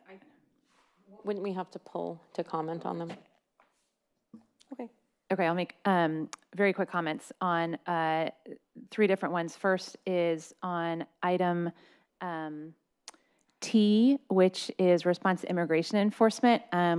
We get asked this question a lot, and so I just wanted to draw folks' attention to this. This is a policy that was in place June 19th, 2018, and it's recommended that it's revised. And so I'm just going to read the first paragraph, which is, the board is committed to the success of all students and believes that every school site should be a safe and welcoming place for all students and their families, irrespective of their citizenship or immigration status. Further, it says district staff shall not solicit or collect information or documents and shall not seek or require information or documents to the exclusion of other permissible information or documents regarding the citizenship or immigration status of a student or a student's family members, or provide assistance with immigration enforcement at district schools, except as may be required by state and federal law. So I'm going to draw folks' attention to that strong language that is in our policy, which is recommended for approval. Two other very quick things. Draw folks' attention to item U, which is parental notifications of a whole bunch of different things. I was really excited to see notification to family pursuant to state law about firearm safety and storage. And then one last thing about item V, which has requirements for our PE allotment. Just noting that our district is already in compliance with that. We're just updating our board policy to reflect that. So that's it. Okay. So sorry. I actually think our board policy requires us to pull the item Ms. Chu requested. Oh. A single board member can pull. Oh, So okay. I would amend my motion then to approve the consent calendar with the exception of E, F, and Q. Q, yeah. Okay, so E, F, If I can do a friendly amendment. Yes, thank you. Okay, do I have a second? Second. Okay. Then all in favor? Aye. Aye. Oh, student board preferential vote? Aye. Aye. Aye. Okay. So now do we discuss Q and then approve it separately? I know that you have pulled E and F off. Okay. I actually only... Yeah, so then Q moves to action. Q moves to action, okay. Yeah. Which is now, right? Which is next, I mean. Which is okay. now. So I just, sorry, I just have a really quick question about Q, actually. I actually did have the question, are we replacing 0440, the district technology plan, with as a substitute plan? And if not in the immediate term, when would that take place?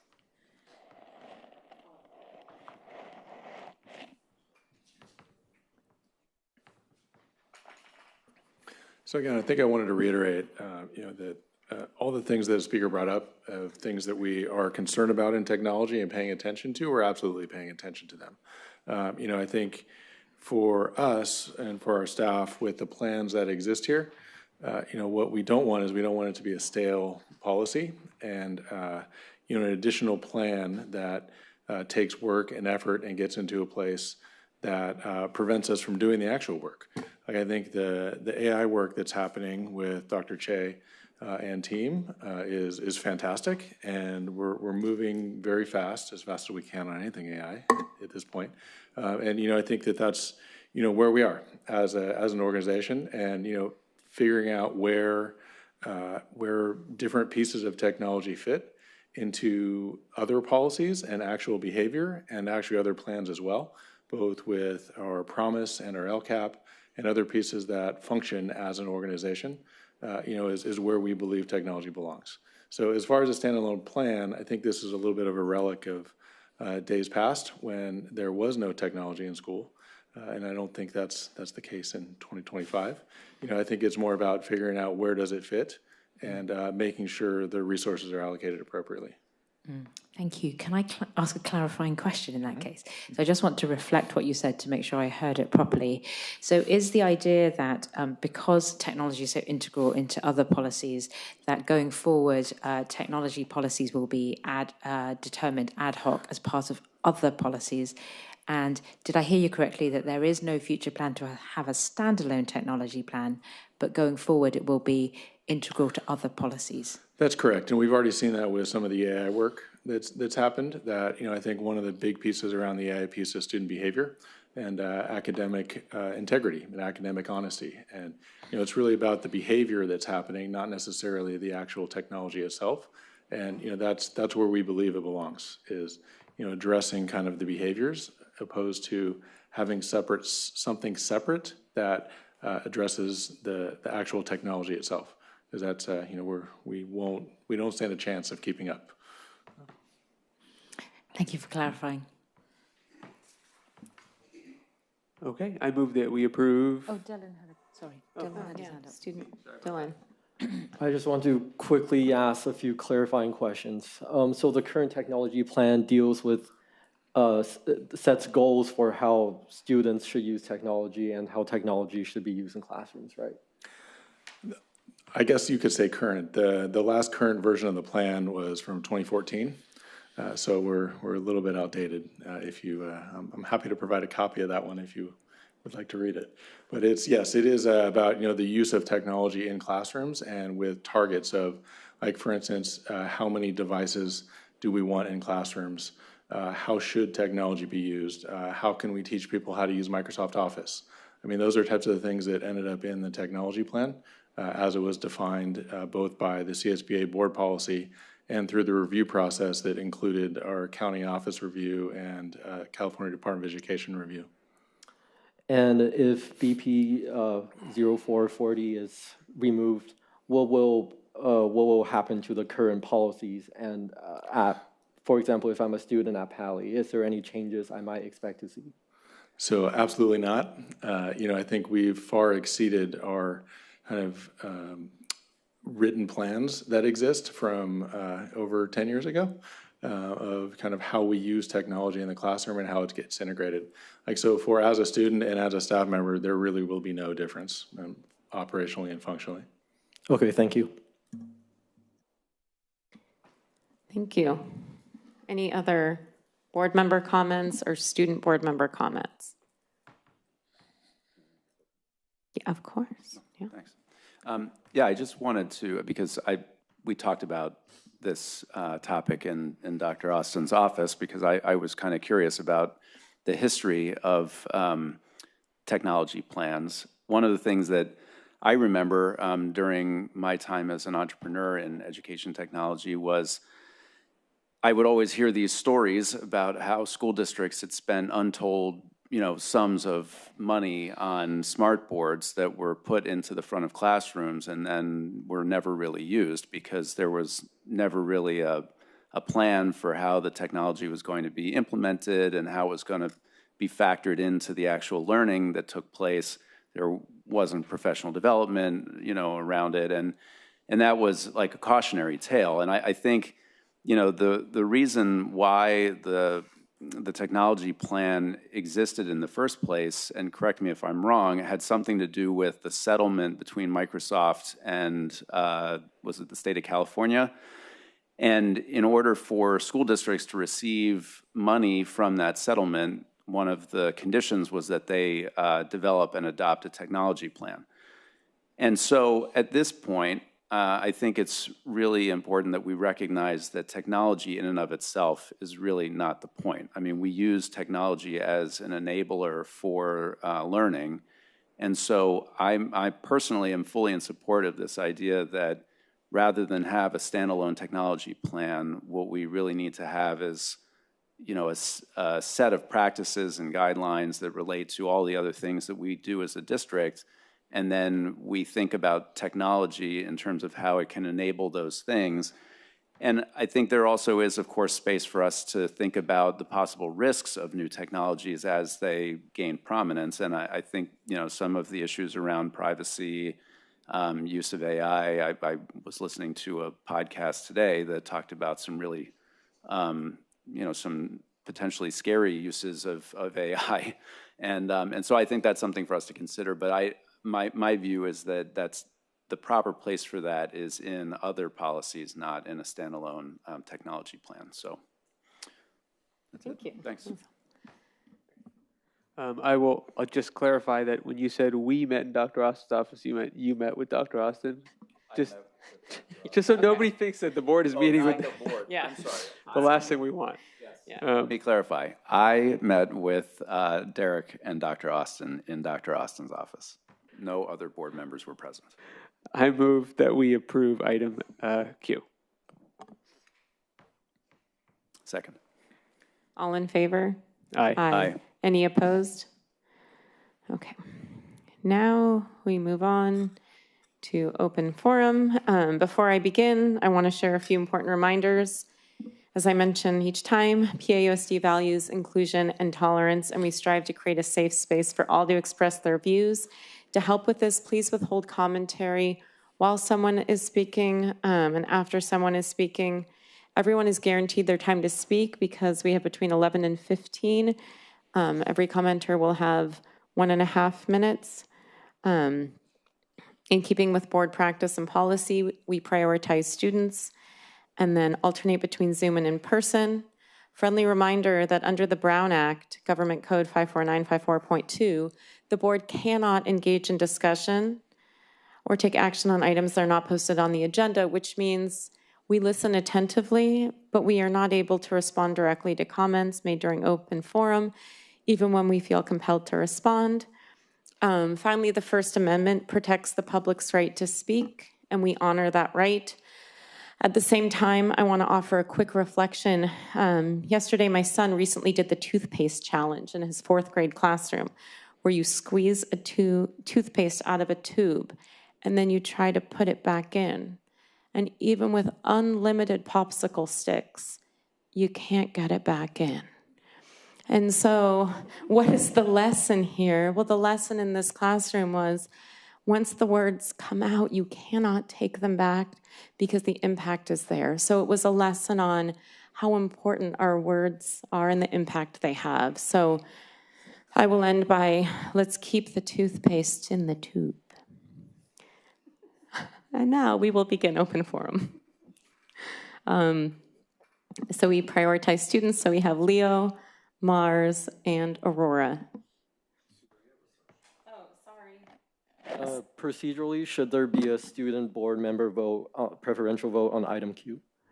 Yes, sorry, thank you. Item Q, technology, thank you so much. I miss teaching because my students often corrected me and reminded me. So thank you.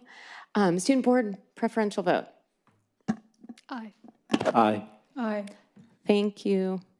Let's put that in the minutes. Open forum. 3 students. Leo, Mars, Aurora. Hello, my name is Leo Fidel and I am a senior at Gunn High School. I recently heard of the advanced diploma program being pushed for, which, as I'm aware of it, requires students to meet a variety of criteria, from taking 4 AP classes to scoring high on standardized tests to an oral portfolio defense to get an advanced diploma. This is my concern. The program seems like an additional grading metric that could, whether consciously or unconsciously, push students to add additional work to their plates and stress them out even more. It does not inherently provide opportunities. It is just another assessment of academic rigor. Aside from the issues with this definition of academic rigor, given that there is an equal opportunity to get private SAT tutoring or spend time at internships, for example, it does not make sense to me why we are dedicating resources to pushing students to reach this incredibly high upper bar instead of actually raising the bar from below. In my eyes, cultivating passionate, well-rounded, and fulfilled students who can manage their stress and thrive in the world should be the priority, not pushing the growth of PhD candidates capable of an oral portfolio defense. I sincerely hope that the board honors the PAUSD promise and does not sacrifice wellness for perceived excellence. Thank you for your time. Thank you. We have Mars and then Aurora.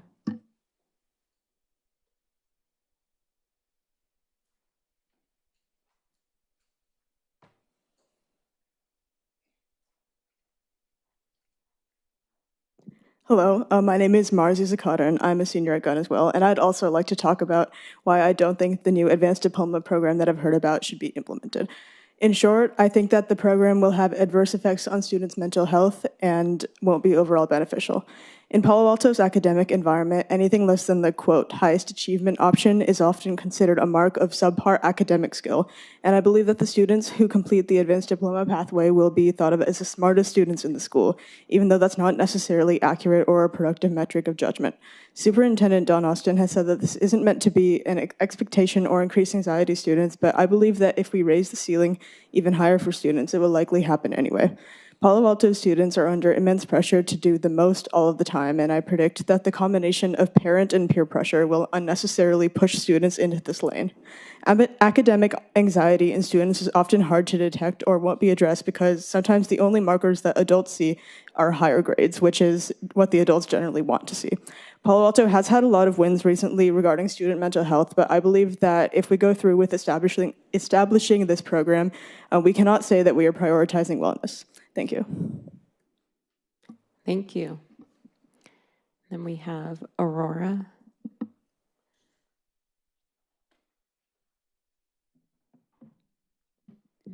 Hi, I'm Aurora Woodley. I'm also a senior at Gunn High School. And I would also like to talk about the Advanced Diploma program. First of all, I'd like to thank everybody who works on giving students opportunities to excel and recognition for their achievements. I think that's really important. Unfortunately, I don't think the Advanced Diploma system will achieve this. The reality for many students is the system of extrinsic motivation created by grades and test scores creates a lot of academic pressure to succeed numerically. I don't want to imply that students would not wish to achieve or learn if there were not rewards, but I think the opposite of that, actually. But these wishes tend to be deprioritized to achieve higher scores and test results. I know many students feel inadequate for not achieving the very highest standards, and the solution for this is not by reducing opportunities, but adding another academic level without additional content will amplify stress with no added opportunity. Thank you. Thank you.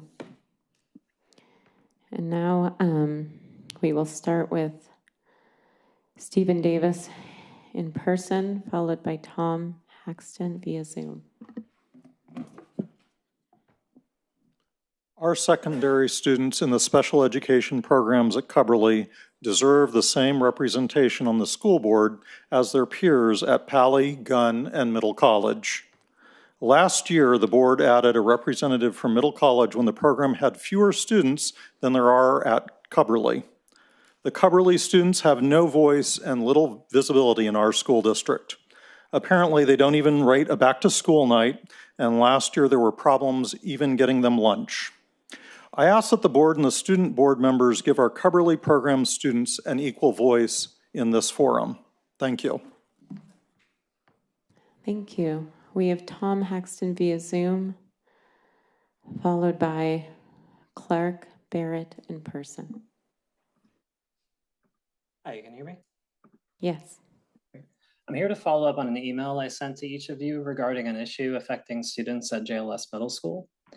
PAUSD currently outsources management of middle school sports to the city of Palo Alto. As a volunteer coach in 2023 and 2024, I saw firsthand that many teams receive little support.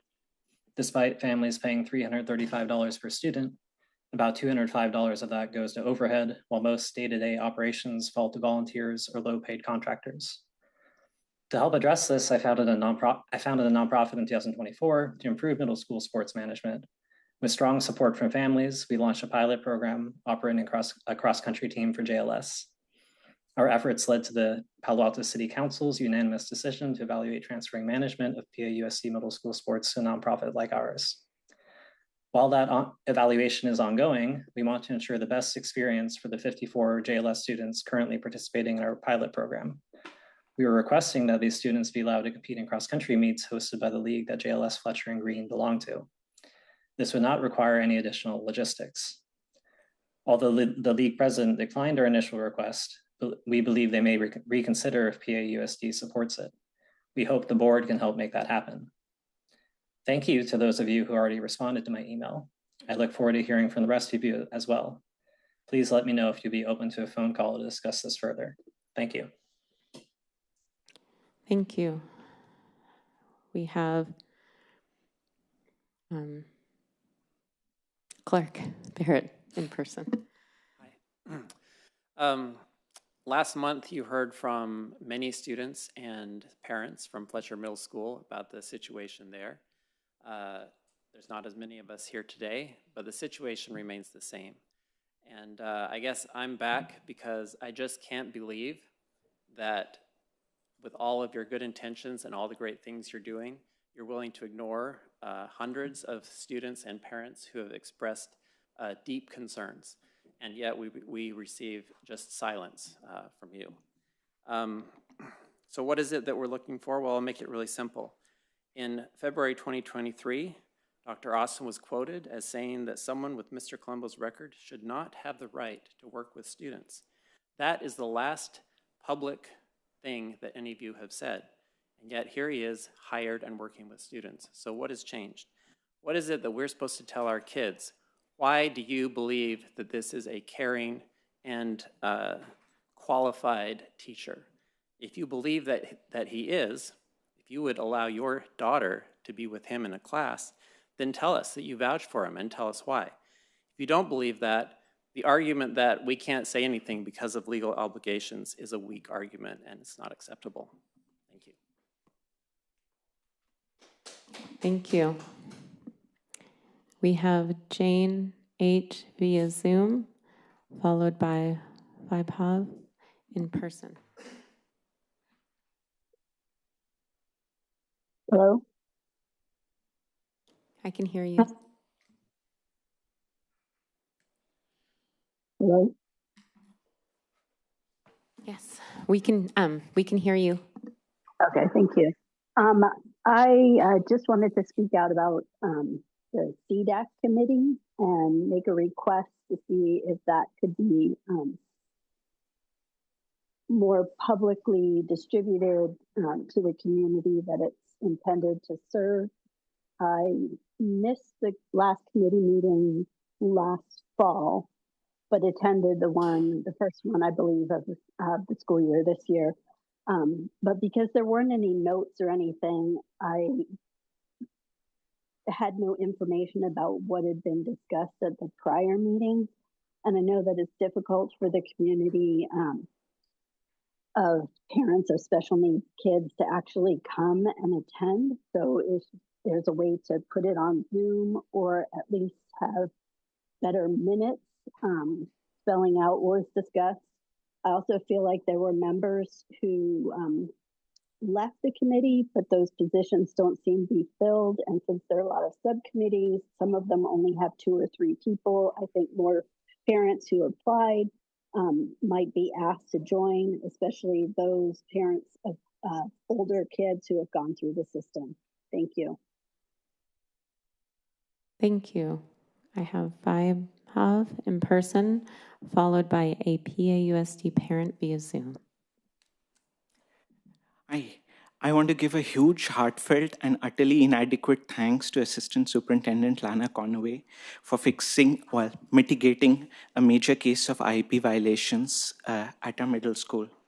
The class schedule at our school this year completely ignored the curriculum requirements and the general ed time of our more severe students, one of whom was my son Vihan. I'd like to tell you about how we tried to fix it with our school, but I don't want to open that box of toothpaste just now. We'll talk about that later. Ms. Conaway was the first one as we escalated who actually listened to us. It's not easy to read a 50-page IEP. You did that. It's not easy to find out what a disabled child's biggest need is. You got that in a moment. You were the one who found out that because he has individualized classes, it's actually super easy to change his classes around to meet his educational needs. And you worked with the IT staff to make that possible. It's not easy. You did it. It is not easy for the rest of us to follow in your footsteps, but I fervently hope that the rest of the staff can do, because there are still class placements and IP violations that need to be fixed. I really, really hope we can follow with your example. Thank you for your work. And if we cannot, I will beg Dr. Austin to please relax his constraints on you so all 1,000 IPs in the districts can be fixed by you. Thank you. Thank you. I have a PAUSD parent via Zoom, followed by Janet Owen in person. Good evening. In May last year, The principal at one of Brianna's, Katie Binson, weaponized Title IX sexual harassment to target and discriminate against my 10-year-old child with a disability. Without going through any due process, she interrogated him alone and suspended him publicly in the office hallway in front of the staff cafeteria entrance.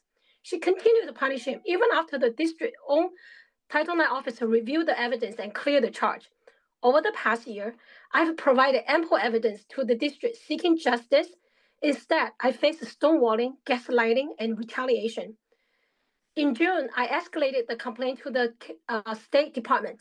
The state ordered the district to conduct a fair investigation, but PAUSD chose a lawyer from the very firm that had already represented them in my child's case, a blatant conflict of interest.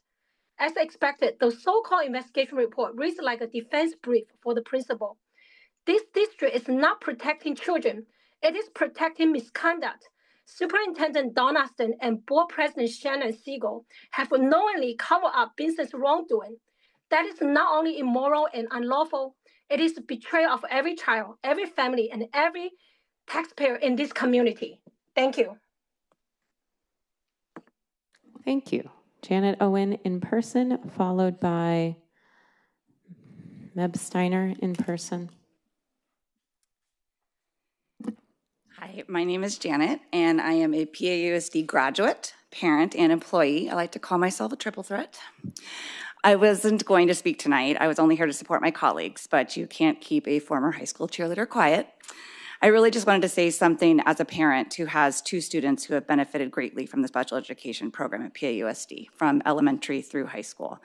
The secondary co-teaching model is one of the best things I've seen. My 2 children have gained more than I can say, having 2 caring teachers in their classrooms, the subject teacher and the ed specialist, as well as supportive, knowledgeable aides. I've seen them grow leaps and bounds. In high school, students often put a lot of pressure on themselves, and for students who sometimes struggle with academics, the self-pressure and self-doubt can be even greater. Because of the support he received and the hard work he put in, I'm proud to say that my recent gun graduate is starting college next week at his dream school, and my junior is thriving. I will always be incredibly, truly grateful and thankful for the support and care that they have received at PAUSD. Thank you. Thank you. Then we have Meb Steiner, and the last commenter is Leor. Good evening, Meb Steiner. I'm mostly commenting just as a community member, but I do have one moment of classified staff. So I want to kind of touch upon what our students spoke about, the academic advanced diploma and stress in academics.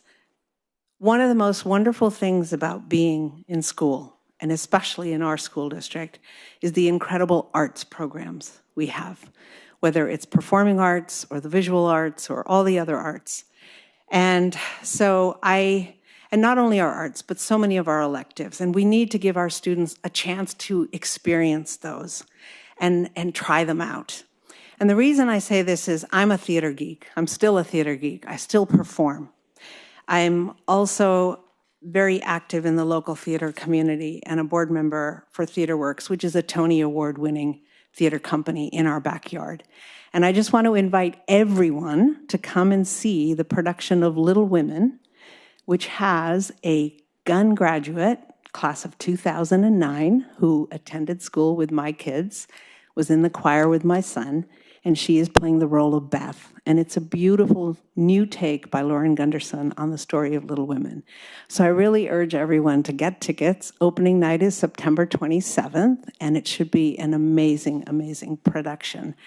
And I urge everyone to take advantage of our fabulous electives and programs.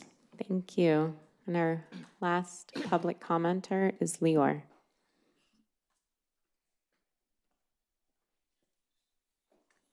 Hi, everyone. So I just want to share a little bit from a parent's perspective. on what's going on with AI as well as technology in general in the classroom from my own experience and what I've heard from my middle school son and his friends, and also what I've heard during back to school night. So right now it's kind of a hodgepodge what's happening. So some teachers realize there's rampant misuse of AI, so they're trying to cobble together different ways of handling it. Each teacher does their own thing. It's stressful for them, I can tell, but they're doing their best. There's different apps that parents can use. There's many apps, I think might have changed. So there's one, it's recently, it's Quotidio, I believe. Tried to navigate that, required a lot of signing up.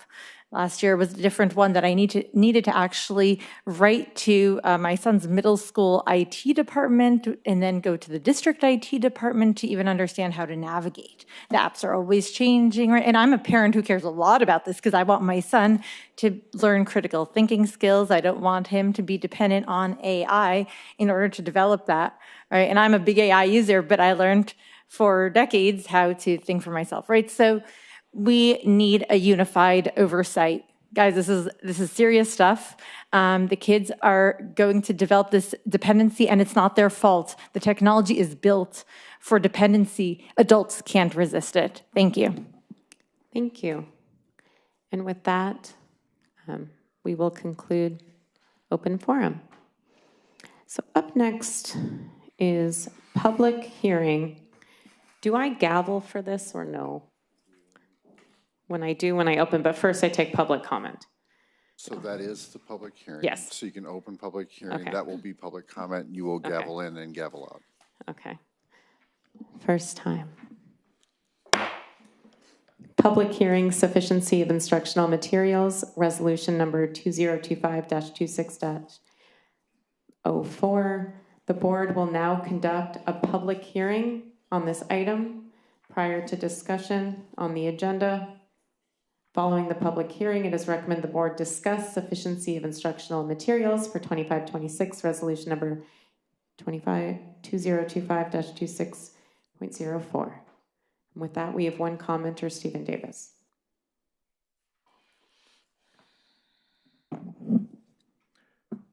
This is a comment on the resolution itself. I ask that in future versions of this resolution that students with disabilities be clearly called out just as English learners are. Accessibility of all instructional materials is a critical part of reducing segregation in education for disabled learners. This would read, oh, no time. I can go as long as I want? Shoot. Anyways, I won't abuse you. Here we go. Whereas sufficient textbooks and instructional materials are provided to each student, including English learners, please add N students with disabilities in mathematics, science, history, social science, and English language arts, including the English language development component of an adapted program consistent with the cycles and content of the curriculum frameworks. Thank you. Thank you. Is there any discussion, student board members, board members? Okay. Then the public hearing is closed. So now we are on to information items. Any comments? Oh, we do have public comment on information items. Stephen Davis.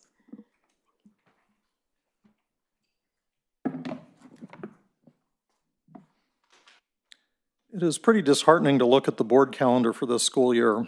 Even in a well-financed, well-run school district, there are always things that can be improved, and the board's role is critical. Instead, we are having fewer meetings with what looks like less substantial agendas, such as tonight, where there are no action items, except for one that came up, and minimal discussion.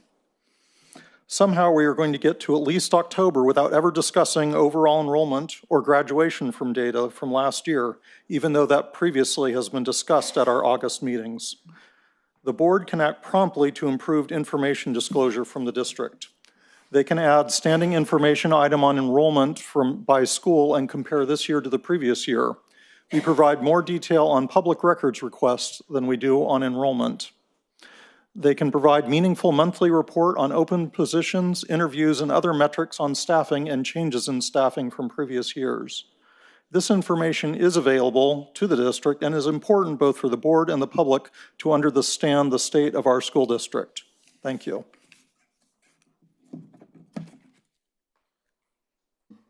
Thank you. I do want to call out that if anyone wants to look for future board items, you can go to pausd.org and look and see if enrollment projections are in an upcoming board meeting, for example. So that is open to the public. You can always look and see what's on upcoming meetings. Any comment on information items? Okay. Then with that, oh yes, we will now recess to closed session.